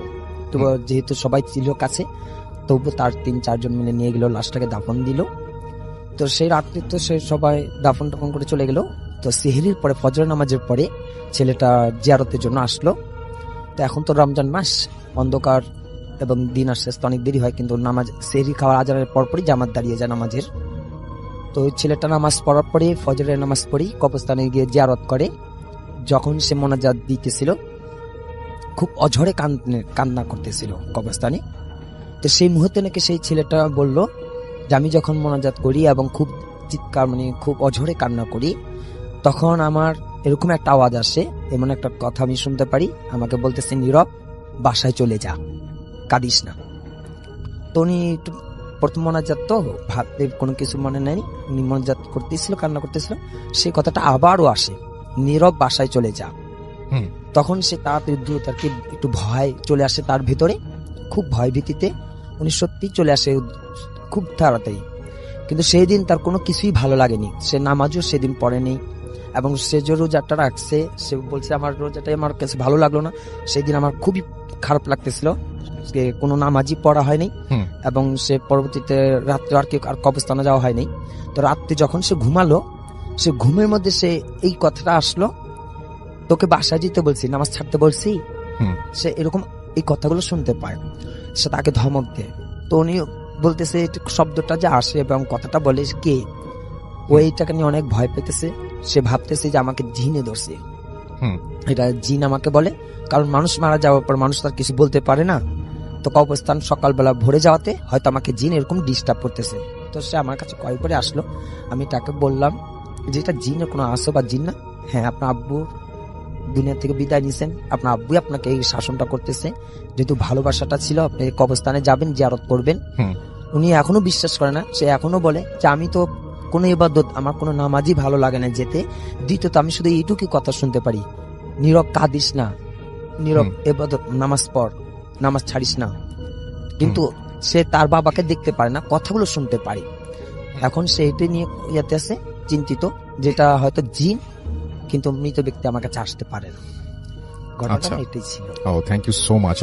রাসেল ভাই, এই ঘটনাটা আপনার 1988 যখন আপনার ফ্লাড হয়, ওই সময় তখনকার রাসেল ভাইয়ের চারপাশে প্রচুর পানি, পানি ছাড়া কিছুই নেই, সব দিকে শুধু পানি আর পানি। তো এই জন্য দেখা গেছে সব দিকে প্রচুর মাছ ভাইয়া। তো ওনার একটা পেশা ছিল ছোটবেলা থেকে যে উনি আপনার মাছ ধরার প্রতি একটা নেশা। তো একদিন রাতের বেলা ভাইয়া উনি মাছ ধরতে বের হবে, তেমন সময় ওনার আম্মু বললো যে একটু দেখে যেতে, কারণ আশেপাশের পরিবেশ হয়তো ভালো না এখন, চারদিকে অন্যরকম একটা ভাব। তো উনি অত তোয়াক্কা করলো না কথা, তো উনি বের হলো। তো উনি একটা খালের এক পাশে, যে জায়গায় উনি প্রতিদিন প্রায় মাছ ধরে, ওই জায়গায় গেল, বসলো। তো আধা ঘন্টার মতো হবে ওনার জাল বা অন্যান্য যা যা দরকারি জিনিসপাতি সেট আপ করা, ওগুলা করলো। করার পর আসলে উনি বললো রাত প্রায় অ্যারাউন্ড 12টার মতো বা 1টা। তো উনি ওই জায়গার মধ্যে বসে আসছে অনেকক্ষণ যাবত। তো উনি দূর থেকে লক্ষ্য করছে যে একটা আলোটা আপনার কমলা টাইপের, কমলা রঙের আলোটা আসছে। তো উনি ভাবলো যে হয়তো বা নৌকা দিয়ে কোনো মানুষ এসছে, হ্যারিকেন। তো যতক্ষণ পর্যন্ত আলোটা কাছে আসছে, উনি স্পষ্ট হতে লাগলো যে আসলে এটা কোনো হ্যারিকেনের আলো না, বা এটা আসলে মানুষ না। তো উনি লক্ষ্য করলেন আসলে জিনিসটা তাহলে কি। তো উনি একটু পিছিয়ে হলেন, একটা গাছের আড়ালে গেলেন, কারণ উনি বুঝতে পারছে যে এটা অ্যাডনর্মাল কিছু। দেখলেন যে একটা আলো সম্পূর্ণ খোলা, এটা হাওয়ার মধ্যে ভাসছে এবং একটা ছায়া পড়ছে অপোজিট সাইডে, যে কিছু একটা আছে। কিছুক্ষণ পর লক্ষ্য করলো যে একটা সাদা শাড়ি পরা মহিলা অবয়ব, যে চুলগুলো ঝুলে আছে বোঝা যাচ্ছে, অনেক লম্বা রাসেল ভাই হবে, হয়তো বা 7-8 ফুট হবে এরকম উনি বললো। তো এটা আসছে ওদিক থেকে, আর ওটার পায়ের নিচ থেকে মানে মনে হয় সমুদ্রের ঢেউ যেরকম হয় এরকম ফোয়ারা বেরোচ্ছে। তো উনি প্রচন্ড ভয় পায় এটা দেখে, ওনার কন্ট্রোল করতে পারে নাই। উনি ওই জায়গা থেকে আপনার দ্রুত বাসায় এসে বাসায় আসার পর ওনার আম্মুকে ওই দিন রাতে বলে না। সকালবেলা ওনার মাকে বলার পর ওনার মা অনেক বকাঝকা দেয় যে কেন রাতের বেলা এটা দেখার জন্য উনি ওই দাঁড়িয়েছিল, উনি তো আগেই আসতে পারতো। তো রাসেল ভাই তখন ওনার বেশ তেমন কিছু হয় না। তো একদিন এমন উনি আপনার রাতের বেলা আর কি, মানে বিকেলবেলা আপনার হয় না এমন যে গ্রামের এক গ্রামের সাথে আরেক গ্রামের খেলা হয়, অনেক সময় কাবাডি খেলা হয়, তো এরকম একটা খেলা উনি দেখতে যায় অন্য গ্রামে। তো যাওয়ার পর রাসেল ভাই সন্ধ্যা হয়ে যায়, খেলা শেষ। তো ওই গ্রামে ওনার কিছু ফ্রেন্ড ছিল, বন্ধু। তো ওনারা বললো যে এতদিন পর আসছিস, আমাদের সাথে একটু আড্ডা দিয়ে যা। এটা কি আরেকটা ঘটনা? ভাইয়া হ্যাঁ, না, আমি একটা ঘটনাই নিব। আপনার সেই ঘটনাটা কি শেষ করে ফেললেন আপনি? আচ্ছা ঠিক আছে। আচ্ছা, আপনি এটা আরেকটা ঘটনা বলছেন, আচ্ছা জি। ঠিক আছে, এটা শেষ করেন, কিন্তু আরেকটা ঘটনা আমরা তার আগে মানে জীবন। জি অবশ্যই। তো ওনারা বললো যে আজকে আমাদের সাথে আড্ডা দিয়ে যা। তো উনি আড্ডা দিতে দিতে সময় আর খেয়াল করেন নাই। তো রাত প্রায় অনেক বেজে গেছে, 11টা-12টা। তো তখনকার সময় রাত 11টা-12টা, মানে রাসেল ভাই অনেক আর গ্রাম অঞ্চল। তো উনি আসতেছে রাতের বেলা ওই দিক থেকে। তো ওনাদের বাড়ি থেকে আসার পথে মানে ওই যে রাস্তায় একটা ভাইয়া তেঁতুল গাছ পড়ে, ওই গাছটার নামে আগে থেকেই কিছু বদনাম ছিল, কারণ মানুষ অনেক কিছু ওই জায়গায় দেখতো। রাসেল ভাই কি দেখতো, যেমন আপনার দেখতো যে রাতের বেলা একটা লোক, মানে লোক টাইপের অভাব, যে পায়ের মধ্যে রশি দিয়ে ঝুলে আছে, সম্পূর্ণ সাদা, চুলগুলো সাদা, নিচের দিকে চেয়ে আছে, মানে চেহারা দেখা যায় না। তো অনেকেই এটা দেখে ফ্রেন্ড হয়ে যেত, ওই জায়গায় অজ্ঞান হয়ে যেত, কারণ এত বেশি সাহস ছিল না অনেকেরই, সবাই এরকম দেখতো। উনি ভয় পাচ্ছিল যে উনি এরকম কিছু দেখতে পায় কিনা। আল্লাহর রহমতে উনি ওটা দেখে না, উনি আগে যায়। এখন যাওয়ার পরে কিছুক্ষণ যাওয়ার পর একটা পুল পড়ে ভাইয়া। তো উনি পুলে উঠার আগে উনি লক্ষ্য করেন যে পিছ থেকে এমন একটা শব্দ হচ্ছে যে কেউ হয়তো খড়ম, কাঠের খড়ম পায়ে দিয়ে হাঁটে বা এরকম টক ঠক ঠক শব্দ হচ্ছে। উনি প্রচন্ড ভয় পায় ভাইয়া, কিন্তু উনি জানে যে এখন ভয় পেলে আসলে চলবে না। তো উনি আগে যায়, যখন বীজের কাছাকাছি, পুলটার কাছাকাছি, তো তখন দেখলো যে দূরে, একটু দূরে বিলের মধ্যে আপনার বিশাল বিশাল মাছ আকৃতির মাছ এরকম লাফাচ্ছে আপনার। তো আবার দেখছে যে এমন কিছু মানুষ আছে যে যারা ওগুলা ধরছে, আবার জাল দিয়ে মেরে মেরে ধরছে। তো এটা দেখার পর উনি আরো বেশি ভয় পায়, উনি আর নিজেকে কন্ট্রোল করতে পারে না। উনি দৌড় দিল ওই জায়গা থেকে। দৌড় দেওয়ার পর আপনার কালভার্ট যখন ক্রস করবে, ব্রিজটা ক্রস করে যাবে, সামনে দেখতে পায় আপনার কালো দুইটা অবয়ব দাঁড়ায় আছে। ওনাকে মানে মনে হচ্ছে যে ইশারা দিচ্ছে যে ওনার আসতে। উনি এটা দেখা নিজে কন্ট্রোল করতে পারে না ভাইয়া, উনি ওই জায়গায় অজ্ঞান হয়ে যায়। সকালবেলা আপনার যখন কৃষক যারা আছে ওই এলাকারই, ওনাকে মানে পায়ে ওই জায়গার মধ্যে যাওয়ার পর ওনার বাসায় দিয়ে আসে ভাইয়া। দিয়ে আসার পর ওনার আম্মু তো অনেক আপনার আপসেট হয়ে যায়, কান্নাকাটি করে, এটা কেন হলো, এরকম কেন করলো, রাতের বেলা তো উনি থাকতেও পারতো অন্য গ্রামে। তারপরে হুজুর আনা হয়, হুজুর আনার পর হুজুর বললো যে আর কখনো যেন উনি রাতের বেলা এরকম না বের হয়, আর পরবর্তীতে যদি এমন কিছু হয় তাহলে ওনাকে হয়তো বাঁচানো সম্ভব না, এরকমই বললো। থ্যাংক ইউ রাসেল ভাই। থ্যাংক ইউ সো মাচ, আপনার ঘটনার জন্য আপনাকে অনেক ধন্যবাদ। তো থ্যাংক ইউ ভেরি মাচ। আমরা একটা ছোট্ট অডিও ক্লিপে চলে যাচ্ছি। আসসালামু আলাইকুম রাসেল ভাই আর ডিয়ার লিসেনার্স, আসসালামু আলাইকুম। আমার নাম ইয়াসিন মাহমুদ সম্রাট, আমার বাসা পুরান ঢাকা, কলতা বাজার।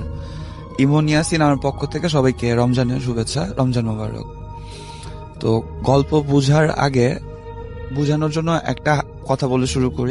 আমরা সবাই এটা বিশ্বাস করি যে আমি জিন এবং মানুষকে সৃষ্টি করেছি একমাত্র আমার ইবাদত করার জন্য, আল্লাহর কথা। তো যারাই শুনছেন, অনেকে বিশ্বাস করে, অনেকে বিশ্বাস করে না। যে অনেকে বলে বানিয়ে বানিয়ে গল্প বলা হয়, কিন্তু যা দেখা যায় না, হয়তো আপনার ফ্যানের সিলিং এ অথবা আলমারির উপরে অথবা কোনো না কোনো খানে জিনিসগুলো আপনাদের দেখতে পায়, আমরা দেখতে পাই না, কারণ এদের বলাই হয় ভাইয়া দা আনসিন, যা দেখা যায় না। তো আমার ঘটনায় চলে যাই। ঘটনাটা আমার ফ্রেন্ড শেয়ার করেছে, ওর নাম আনিকা তাসনিম। ওর বাবার বাসা পুরান ঢাকার তাঁতিবাজার এলাকায়। তো ঘটনা শুরু করছি, চলে যায় ঘটনায়। জি। আমার ফ্রেন্ড 2014-15 সাল, তখন বৃষ্টির মৌসুম, হালকা বৃষ্টি পড়ছিল, রাত 2টা-3টা বাজে। ও ফ্রেন্ডের সাথে ফোনে কথা বলতেছিল।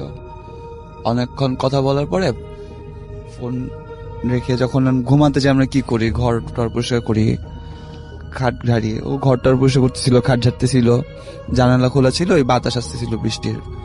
তো এর মাঝখানে হঠাৎ করে যখন ও জানালার দিকে চোখ দেয়, দেখে দূরে একটা বাসাতে কি জানি কাপড়ের মতন উঠতেছে।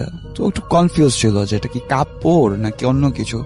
তো ভালো মতো দেখার জন্য ও তাকায়, দেখে এটা কাপড় না, কিন্তু ছায়ার মতো খুব কালো কালারের পাত কি জানি নড়তেছে। পরে ভালো মতো তাকিয়ে দেখে ওই 3 তলার কার্নিস, বাসার কার্নিস থেকে উইন্ডোর উপরে যে সেটটা, ওইটার মধ্যে কি জানি একটা বইসা আছে।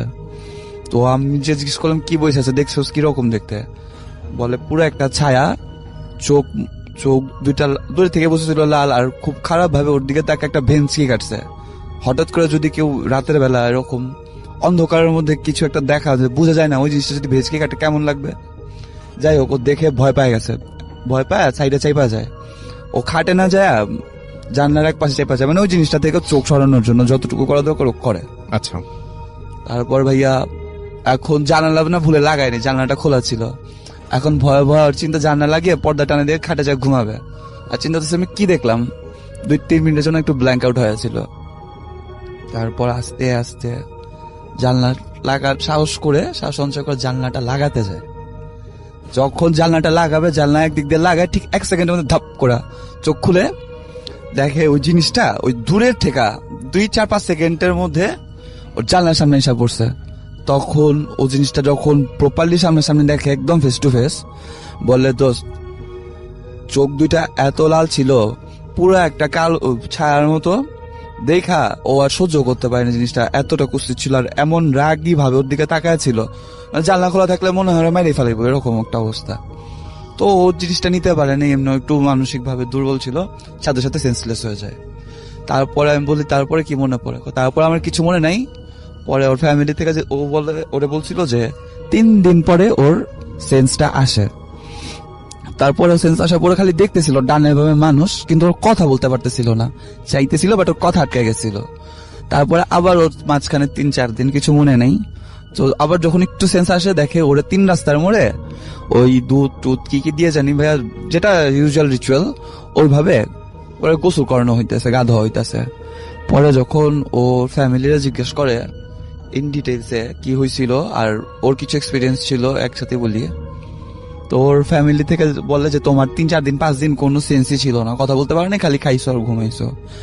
আর ওর মা ওরা বলে যে বাসা যখন হুজুর আসছিল, কারণ ওর অবস্থা নর্মাল ছিলই না, একদমই না, তো হুজুর এসে যখন এক্সারসাইজম করে, ইন ডিটেলস ওরা বলেনি, যতটুকু বলছে যে যখন ঝাড়ার পরে জিনিসটা একটা টাইমে এসে যে রাজি হয় যে না ও ছেড়া যাবে, আর এটার হিসাবে 2টা খাসি পাঠা বলি দেওয়া হয়। কিন্তু হুজুর ওই মেয়ের মারে বলে, ফ্রেন্ড আনিকার মারে বলে যে আপনার মেয়েরে যেটা ধরছে এটা খুব খারাপ জিনিস ধরছে, আর আজকে যে ঝাইরা দিলাম এটা গেছে কিন্তু প্রপারলি যায় নাই। আজকে রাতটা আপনাদের জন্য সব থেকে কঠিন রাত, এই জিনিসটা আজকে রাতে আবার আসতে পারে। তো আপনারা যদি আপনার মেয়ের ভালো চান, আজকে মেইনলি মারে বলে যে ওরা আজকে আপনার বুকের থেকে আর আলাদা করবেন না, যদি আলাদা করেন তাইলে ওরা আর আনা যাইব না, সম্ভবই না, কেউ পারবো না। তো ওরা ভয় পায়। আর পুরান ঢাকা মানুষ যেহেতু, আমরা এগুলো স্টাফ একটু বিলিভ করি বেশি, তো 14 গোষ্ঠী খালা খালু যা আছে সবাই রে আনে ওই ফ্ল্যাটের মধ্যে। তো 8টা 7টা 8টা 9টা পর্যন্ত 9:30 পর্যন্ত সব নর্মাল ছিল। তো 10টা বাজে আমাদের বাসায় গেস্ট আসলে যেমন আমরা নক দেই, কলিং বেল না থাকলে অমনি গেটে নক দেয় 2টা-3টা। তো ওরা কেউ ঘর থেকে বাইরে না বুঝছে। তারপর সেকেন্ড নকটা আসে ওই যে জানলায় দেখছিল, ওই জানলায় খুব জেন্টলি নক, 2টা-3টা টিক টিক। তারপরে যখন দেখে কেউ কোনো রেসপন্স করতেছে না, বাট বাসার ওইদিকে সবাই যত রিলেটিভ গেস্ট ছিল সবাই দেখতেছে, সবাই একটু একটু ভয় পাইতেছে। তারপর আবার গেটে মানে 5 আঙ্গুল দিয়ে জোরে জোরে ধাপ ধাপ ধাপ ধাপ বাড়ি মারলে যেরকম গেট বাইরে যেতেছে, গেট কেউ খুলে না, কেউ রেসপন্সও করতেছে না, জানলা বাইরে হইতেছে। এবার যখন দেখে কাজ হইতেছে না, এরকম আস্তে আস্তে অত্যাচার গুলা, মানসিক অত্যাচার গুলা বাড়তে থাকে। মনে করেন দৌড়ায় কেউ যদি এসে গেটের মধ্যে লাথি মারে ধিম ধাম, তারপরে লোহার রড স্ট্যান্ডে যদি কেউ গেটের মধ্যে বাড়ি মারে, জানলায় বাড়ি মারে, কিরকম আওয়াজ হবে? 5 হাত দিয়ে যদি গেটে বাড়ি মারে জোর আওয়াজ হয়, 5 হাত দিয়ে যদি 5 আঙুলের ধাপার ধাপ জানালায় কেউ বাড়ি মারে, এরকম 5-7 জন মনে হইতেছে, জানলা বাইরে হইতেছে, গেট বাইরে হইতেছে। তারপরে কুকুর যদি রাতের বেলা আমাদের সামনে এসে চিল্লায়, আমাদের ভয় লাগে। আর এখানে 7-8টা কুকুর আওয়াজ শুনতেছে, কুকুর চিল্লাইতেছে, বিড়াল কান্না করতেছে। খুব অফার্ড একটা সিচুয়েশন। আমি হয়তো বইলা বুঝাতে পারতেছি না, কারণ যে ফেস করে ওরা বুঝতে পারে, আর এটা সেটা কেউ স্পেসিফিক্যালি বলতে পারবে না। যাই হোক, এরকম চলতে থাকে 2:30-3টা পর্যন্ত। তারপর জিনিসটা আস্তে আস্তে কমতে যায়। কিন্তু তারপরে আমার ফ্রেন্ডের গোসল করে তারপরে এই জিনিসটা যায়, কিন্তু আমার ফ্রেন্ড এখনো প্রপারলি কিওরড হইতে পারে নাই। কারণ এরপরে ওর বিয়ে হয় শ্বশুর বাড়িতে যায়, যাওয়ার পরে ওই সমস্যাটার পিছিয়েই থেকে যায়। ওর হাজবেন্ডের সাথে কিছু হয়নি, একদিন ছোট কথা কাটাকাটিতে হাজবেন্ড এমন একটা ধাক্কা মারে যেটা ওর পক্ষে সম্ভব না, ওর শরীরে যে শক্তি, ধাক্কা মেরে বাসা থেকে চলে যায় নদীর ওই পার কেরানীগঞ্জে, যে জায়গা ও ঠিক মতো ছিল না, কেরানীগঞ্জে ওর এখানে একটা জায়গা আছে, স্পেসিফিক্যালি নামটা মনে পড়তেছে না ভাইয়া, ওইখানে সবাই ময়লা ফেলে, ওইটার সামনে যায় দেখে সবাই ওরা পায়, তারপরে ওর হাজবেন্ড আত্মীয় স্বজন রিকল করে, করার পরে নিয়ে আসে। আর এখন ওর কি স্পেসিফিক কিছু কালার লাল হলুদ পরা নিষেধ, বাট ওভারঅল ও এখন একটু স্টেবল আছে। এই ছিল আমার স্টোরি রাসেল ভাইয়া। Thank you so much. অবশ্যই চলে যাবো আমাদের অতিথির কাছে। হ্যালো স্যার, আমি রাসেল হাসান, আসছি নবীনগর থেকে। আমি এখন যে ঘটনাটা বলবো সেটা আমার আব্বু এবং নানার সাথে ঘটে যাওয়া। আর যেটা আমার সাথে শেয়ার করছে, আমার আব্বুই বারবার এই ঘটনাটা শেয়ার করতো। তো আমার নানু ছিল একজন স্কুল টিচার, তো সবসময় স্কুল থাকার কারণে বেরোতে পারতো না, বা আমার নানু এবং আব্বুর প্রচুর পরিমাণ মাছ মারা নেশা ছিল। তো একদিন সেদিন ছিল রবিবার, সকালে নানু আসছে আমাদের বাড়িতে, এসে আব্বুকে বলছে কি যে আজকে চলো দুজন মাছ মারতে যাই। তো আব্বু যথারীতি কাজকর্ম ফেলাই থুয়ে মানে মাছের খাদ্য নিয়ে কপোতাক্ষ নদীতে মাছ মারতে গেছিল। যাওয়ার সময় যে জায়গায় আব্বু এবং নানু মাছ মারতেছিল তার উল্টো দিকেই শ্মশান ছিল। তো শ্মশানের নানু ছিল শ্মশানের ওই পাশে, আর আব্বু ছিল শ্মশানের এই পাশে, দুজনে দুই জায়গায় বসে ছিপ দিয়ে মাছ মারতেছে। তো সকাল 9টার দিকে যায় বসছে, তো 10টার দিকে আব্বু একটা বড় রুই মাছ পাইছে, নানু একটা মাছও পায় নাই। তো এইভাবে আব্বু 4-5টা মাছ পাওয়ার পরে ততক্ষণও নানু কোনো মাছ পায় নাই। আচ্ছা, তো মাছ না পাওয়ার কারণে 12:30 বা 1টার দিকে এরকম হবে, তো নানু যখন প্রথম বসে উঠাইলো দেখলো যে একটা মানুষের পা উঠছে। তো এটা দেখে আব্বু একটু অবাক হলো। নানুর কোনো মানে চিন্তাই নেই যে একটা মানুষের পা উঠছে, বা তার ভিতরে কোনো ভয় বা কোনো কিছুই নাই। তো আব্বু এটা দেখে নানুরে একটু মানে নানুরে বলতেছে যে জামাই চলেন বাড়ি চলে যায়, এখন আর মাছ মারতে হবে না, আর জায়গাটাও ভালো না, চলো বাড়ি চলে যায়। তো নানু আর আব্বুরে ধমক দিতেছে যে কি হবে, এনে প্রতিদিনই তো এসে মাছ মারি, আজকে আর কি হবে। তো এই বলতে আব্বু আর তখন মাছ মারতেছে না, বসে রয়েছে। আব্বু খালি নানুর যে এটা ওটাই দেখতেছে যে তাল ভাই না কি করে না করে। তার আধা ঘন্টা পরে বা এরকম 20-25 মিনিট পরে যখন আবার বসি মানে পাতাশি তোলাই গেছে, তখন আবার নানু টান দিছে। তো দেখে একটা হাত, একটা মানুষের কাটা হাত মানে উঠছে, রক্ত পড়তেছে, মনে হচ্ছে যেন এক্ষুনি হাতটা কেটে বসি থেকে গাইতে দিছে। তো এটা দেখে আব্বু আরো মানে একটু অবাক হয়ে গেল যে আসলে খারাপ কিছু ঘটবে, বা নানুরে যে কোনো ভাবে বাড়ি নিয়ে যাইতে হবে। তো আব্বু যায় আবারও নানুরে ধমক দেয়, কিন্তু নানু উঠেই না। তো যেহেতু সে আব্বুর শ্বশুর, এই জন্য বেশি কিছু বলতেই পারে না। আর আব্বু বসে বসে দেখে ওটা কি হচ্ছে কি না হচ্ছে। তো এইভাবে মনে করেন অনেক সময় কেটে গেল, যে 3টার দিকে যায়, 3টা অথবা 4টে মানে আসলে কিছুক্ষণ আগে নানুর যখন আবার বসে তুলছে, তখন দেখে শুধুমাত্র একটা মানুষের মাথা আর সারা মুখে ধাড়ি, মানুষটা খিলখিল করে হাসতেছে। তো এটা দেখে নানু তখন একটু অবাক হয়, বা নানু একটু চিৎকার দিয়ে ওঠে। তখন আব্বু একটু সাইডে ছিল, সাইডে ছুটে যায়, দেখে যে এই অবস্থা, সিপে ওরকম মানুষের মাথাটা চুলের ভিতরে আটকানো রয়েছে। তো নানুরে আব্বু অনেক ধমক দিল, তারপরে সিপটা ভাঙিয়ে দেওয়ার পরে আব্বু জোর করে নানুরে বাসায় নিয়ে চলে আসলো। তো ভয় পাওয়ার কারণে নানু বাসায় আসলো, যখন আসার পরে নানুর প্রচুর পরিমাণ জ্বর। তো নানু তখন আমাদের বাসায় ছিল, আমাদের বাসা থেকে বিকালবেলা আবার মামার এসে নিয়ে যাওয়ার পরে সেই জ্বর অবস্থায় বাড়িতে নিয়ে যায়। এইভাবে অনেকদিন অসুস্থ ছিল, মানে 3-4 মাস মতো অসুস্থ থাকার পরে আস্তে আস্তে নানু মানে শুকায় মারাই গেছিল। Thank you so much. আপনার ঘটনার জন্য আপনাকে অনেক ধন্যবাদ। প্রিয় রাসেল ভাই, আসসালামু আলাইকুম। আশা করি ভালো আছেন। জানি আপনি সবসময় ভালো মানুষের দলেই থাকেন। একই সাথে সালাম ও ধন্যবাদ জানাচ্ছি মাসুম ভাই, ডক্টর আলিফ তথা বাবু ভাইকে। আমি ইমন, প্রবাসী মালদ্বীপ, একটি রিসোর্টে জব করছি। রাসেল ভাই, আজকে আমি একটি ঘটনা শেয়ার করব আপনাদের সাথে। এটি একটি মালদ্বীপ রিসোর্টের ঘটনা। যে রিসোর্টে জব করছি এটি সেখানকার ঘটনা না, এটি আমার রিসোর্টের পাশের একটি রিসোর্টের ঘটনা।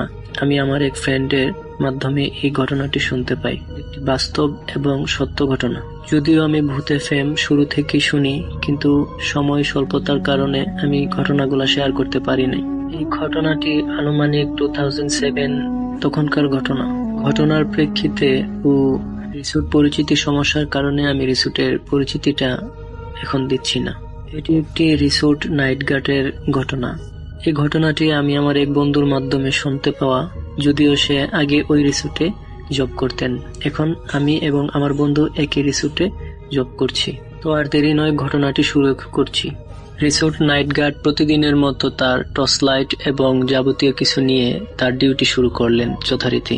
তখন আনুমানিক রাত 2 থেকে 2:30টার মতো। তখন তিনি জেটি থেকে বের হয়ে বিচ দিয়ে হাঁটা শুরু করলেন।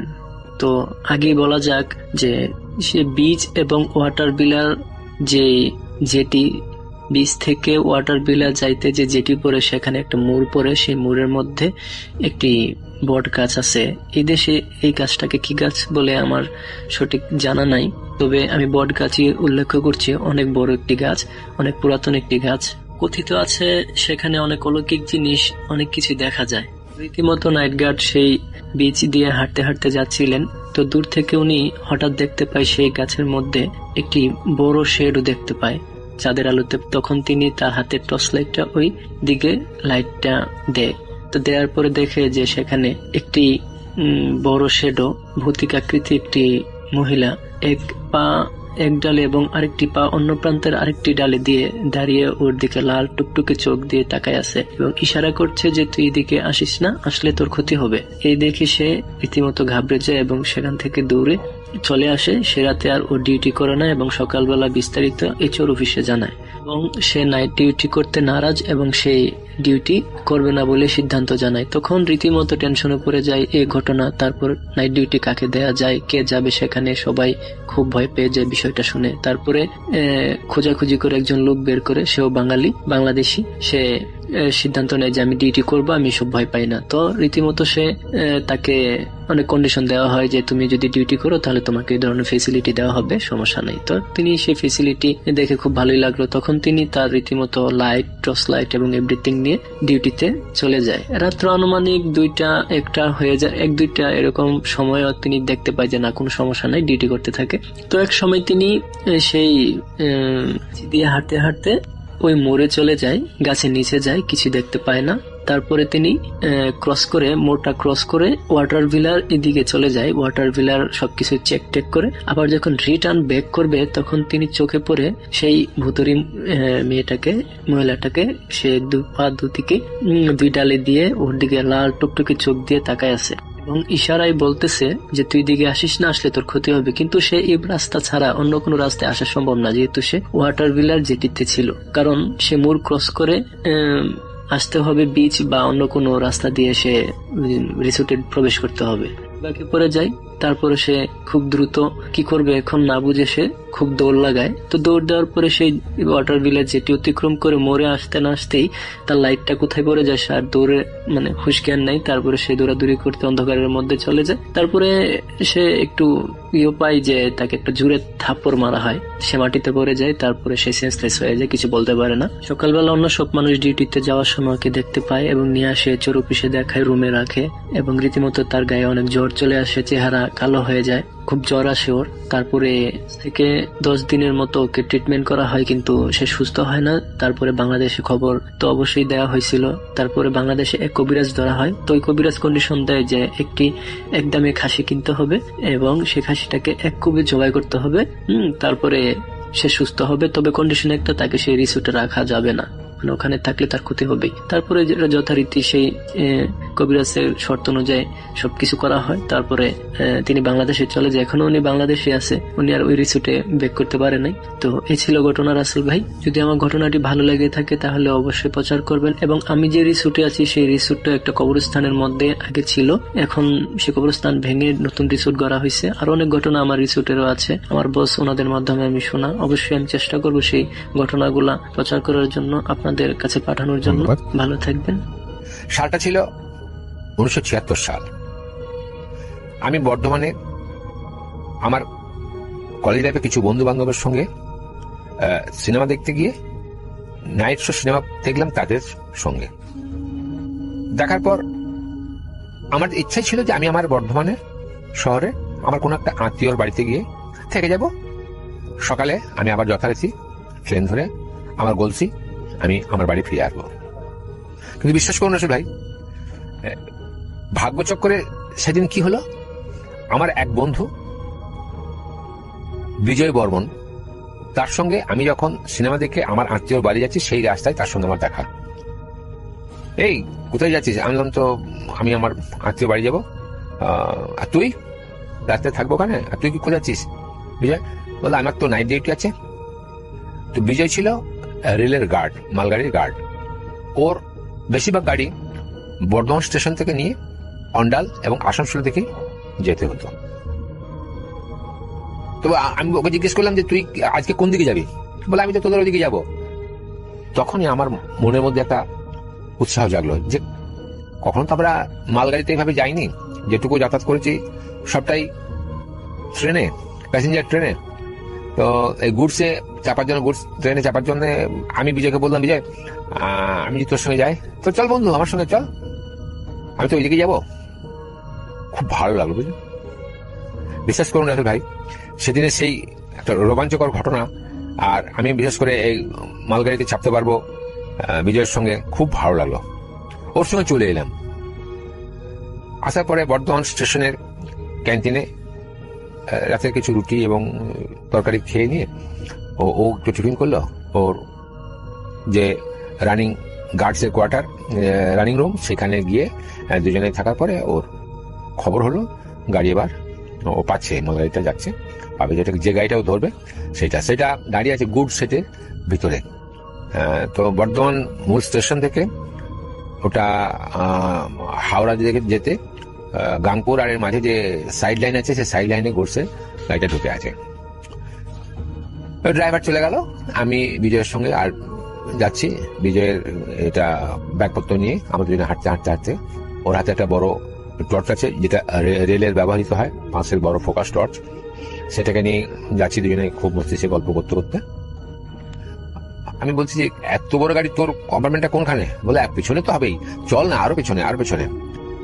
তো বিশ্বাস করুন, যখন 10টা থেকে 15টা বগি পার হবার পরে খুব ঘন অন্ধকার, সময়টা তখন রাত্রি 12:05, সেই সময় আমরা বর্ধমান স্টেশন থেকে পূর্ব দিকে হাওড়া দিকে যাবার পথে আমরা আগিয়ে যাচ্ছি।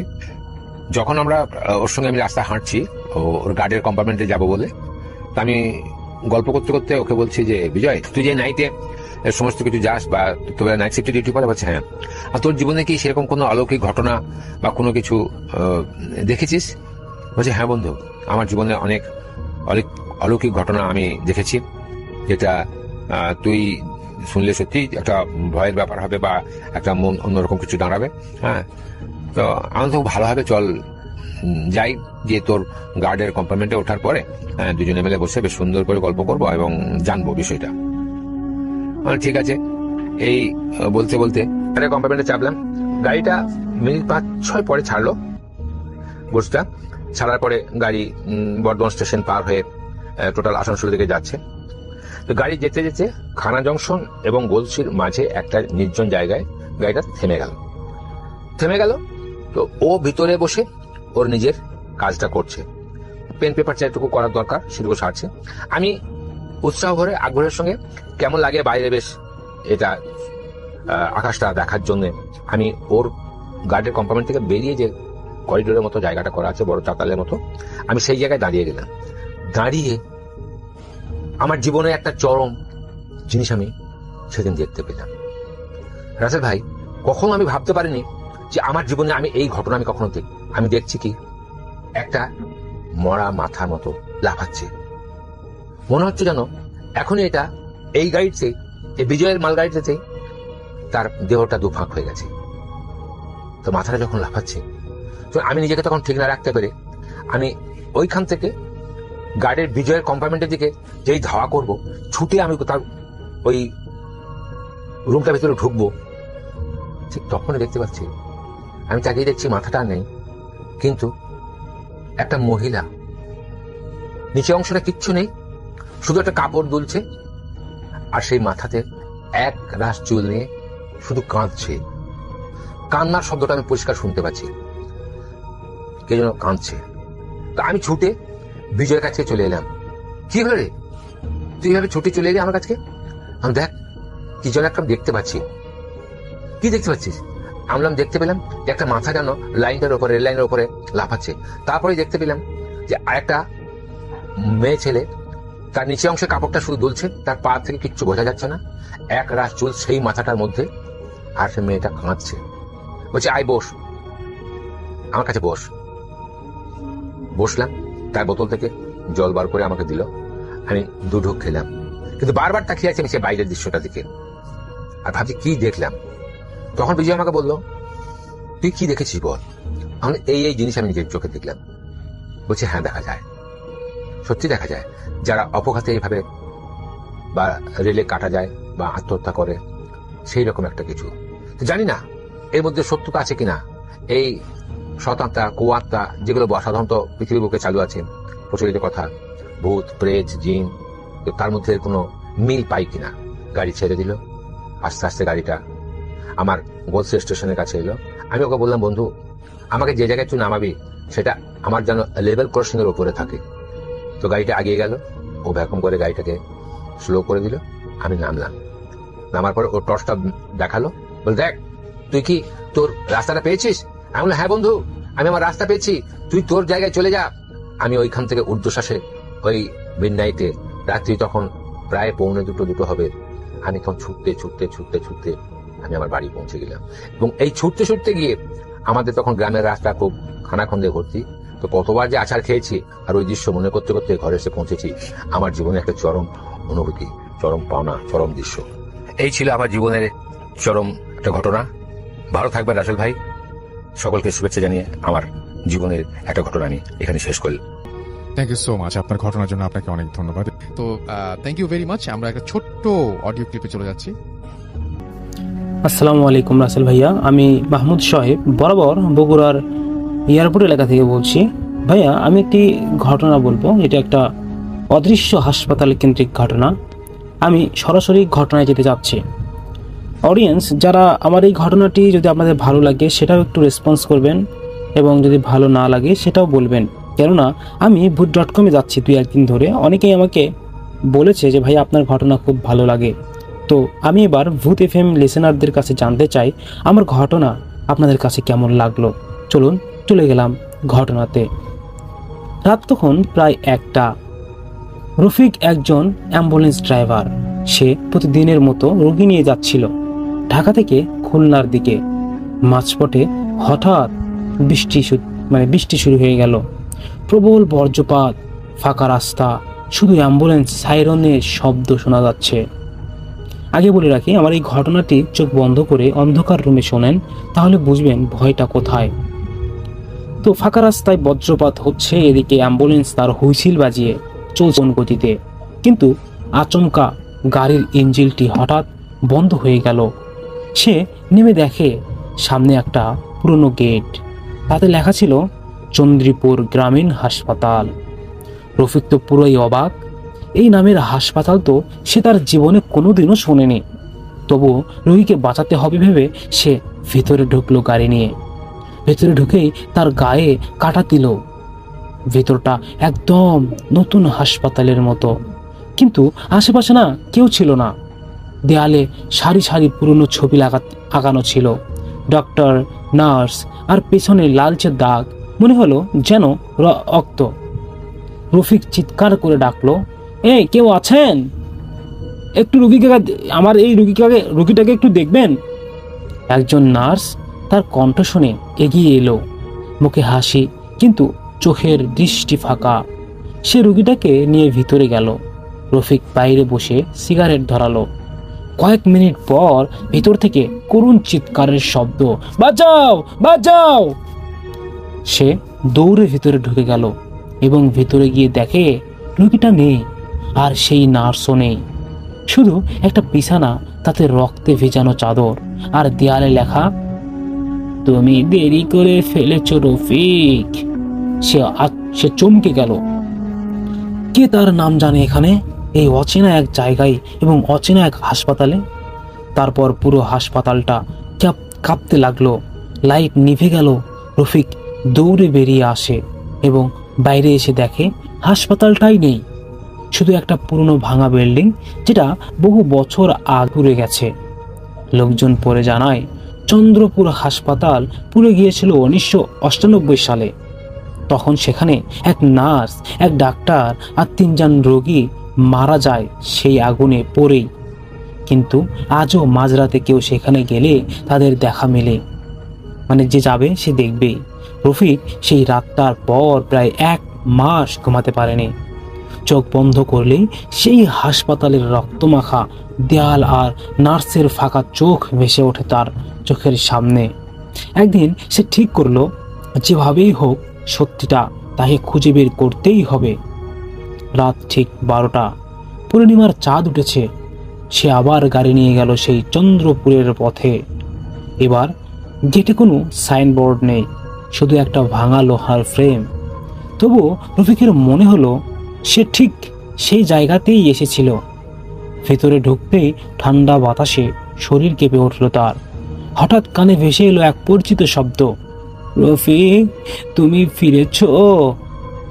সে চারিদিকে তাকায়, কিন্তু কেউ নেই। আর তার সেই কথাটা যেন তার কানে প্রতিধ্বনি হতে লাগলো। শুধু একটা পুরনো করিডর, দেওয়ালে কালো দাগ, তারপর মেঝের ওপর কারো পায়ের ছাপ, রক্তের মতো লাল। ধীরে ধীরে ভিতরের কক্ষে যাচ্ছে।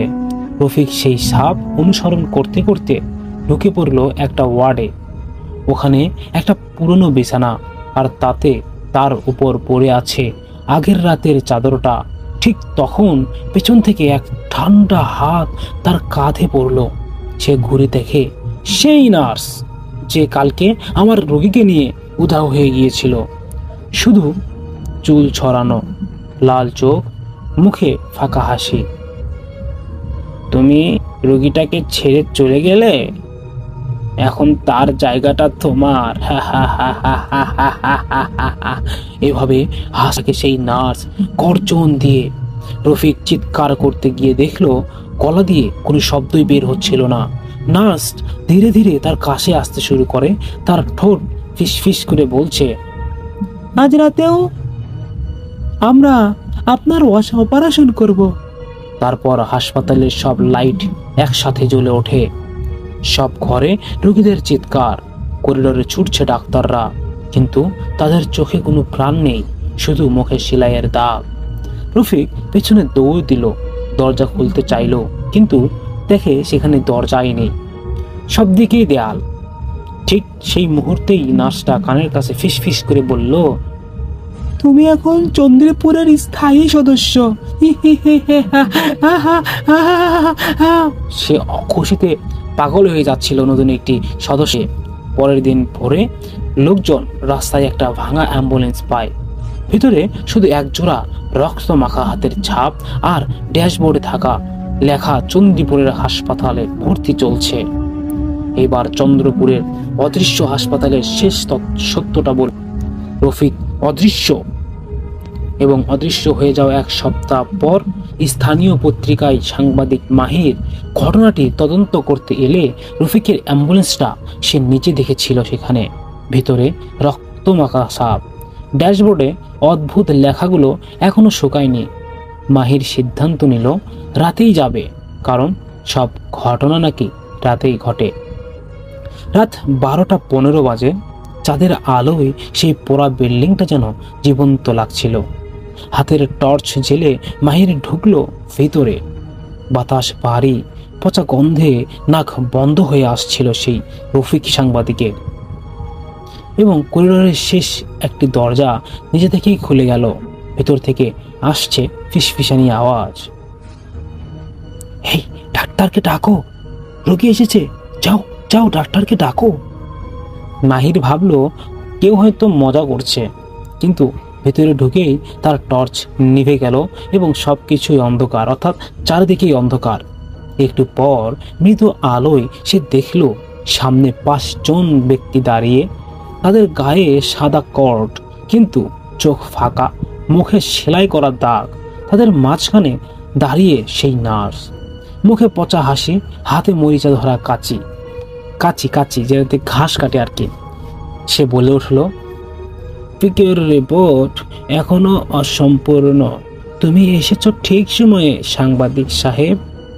মাহির এবার পিছনে যেতে লাগলো, কিন্তু তার পা সেই যে আগের মতোই নড়ছে না। নার্স ধীরে ধীরে এগিয়ে এসে তার টর্চটা তুলে নিল, আলোটা তার মুখে ফেললো। তুমি কি জানো এখানে আগুন কেন লেগেছিল? তারপর নিজেই উত্তর দিল, ডক্টররা এখানে মানুষ না, মৃতদের উপর অস্ত্রোপচার করত। আমরা সবাই ছিলাম পরীক্ষায়, ব্যর্থ পরীক্ষা। হঠাৎ চারিদিক থেকে ধোঁয়া ছড়িয়ে পড়ল এবং মেঝেতে আগুন লেগে গেল। নার্স চিৎকার করে উঠল, এবার তোমার পালা, আমাদের সঙ্গে থাকো। মাহির এবার দৌড়ে দরজার দিকে গেল, কিন্তু দরজা খুলতেই বাইরে নয়, আবার হাসপাতালেরই ভিতরে। তার পাশে একই করিডর এবং একই সেই রক্তমাখা দেয়াল, যেন এক অনন্ত চক্র। শেষবার যখন কেউ মাহিরের খোঁজ পেয়েছিল, তখন তার ক্যামেরায় পড়েছিল রাস্তায়। ক্যামেরার ভিডিওতে দেখা যাচ্ছে অন্ধকার করিডোরে কেউ এক বারবার বলছে, রফিক, আমি এখন বুঝি কেন তুমি চিৎকার করনি। এরপর আজও যদি কেউ সেই চন্দ্রপুরের পথে রাত 12টার পর গাড়ি নিয়ে যায়, অ্যাম্বুলেন্সের সাইরেন ছাড়াই রাস্তা জুড়ে শোনা যায় কর্কশ এক নাচের হাসি, আর দূরে থেকে দেখা যায় এক আলো জ্বলছে, আর আলো জ্বলা বিল্ডিং, যেটা অনেক বহু বছর আগেই পুরো ছায়া হয়ে গেছে।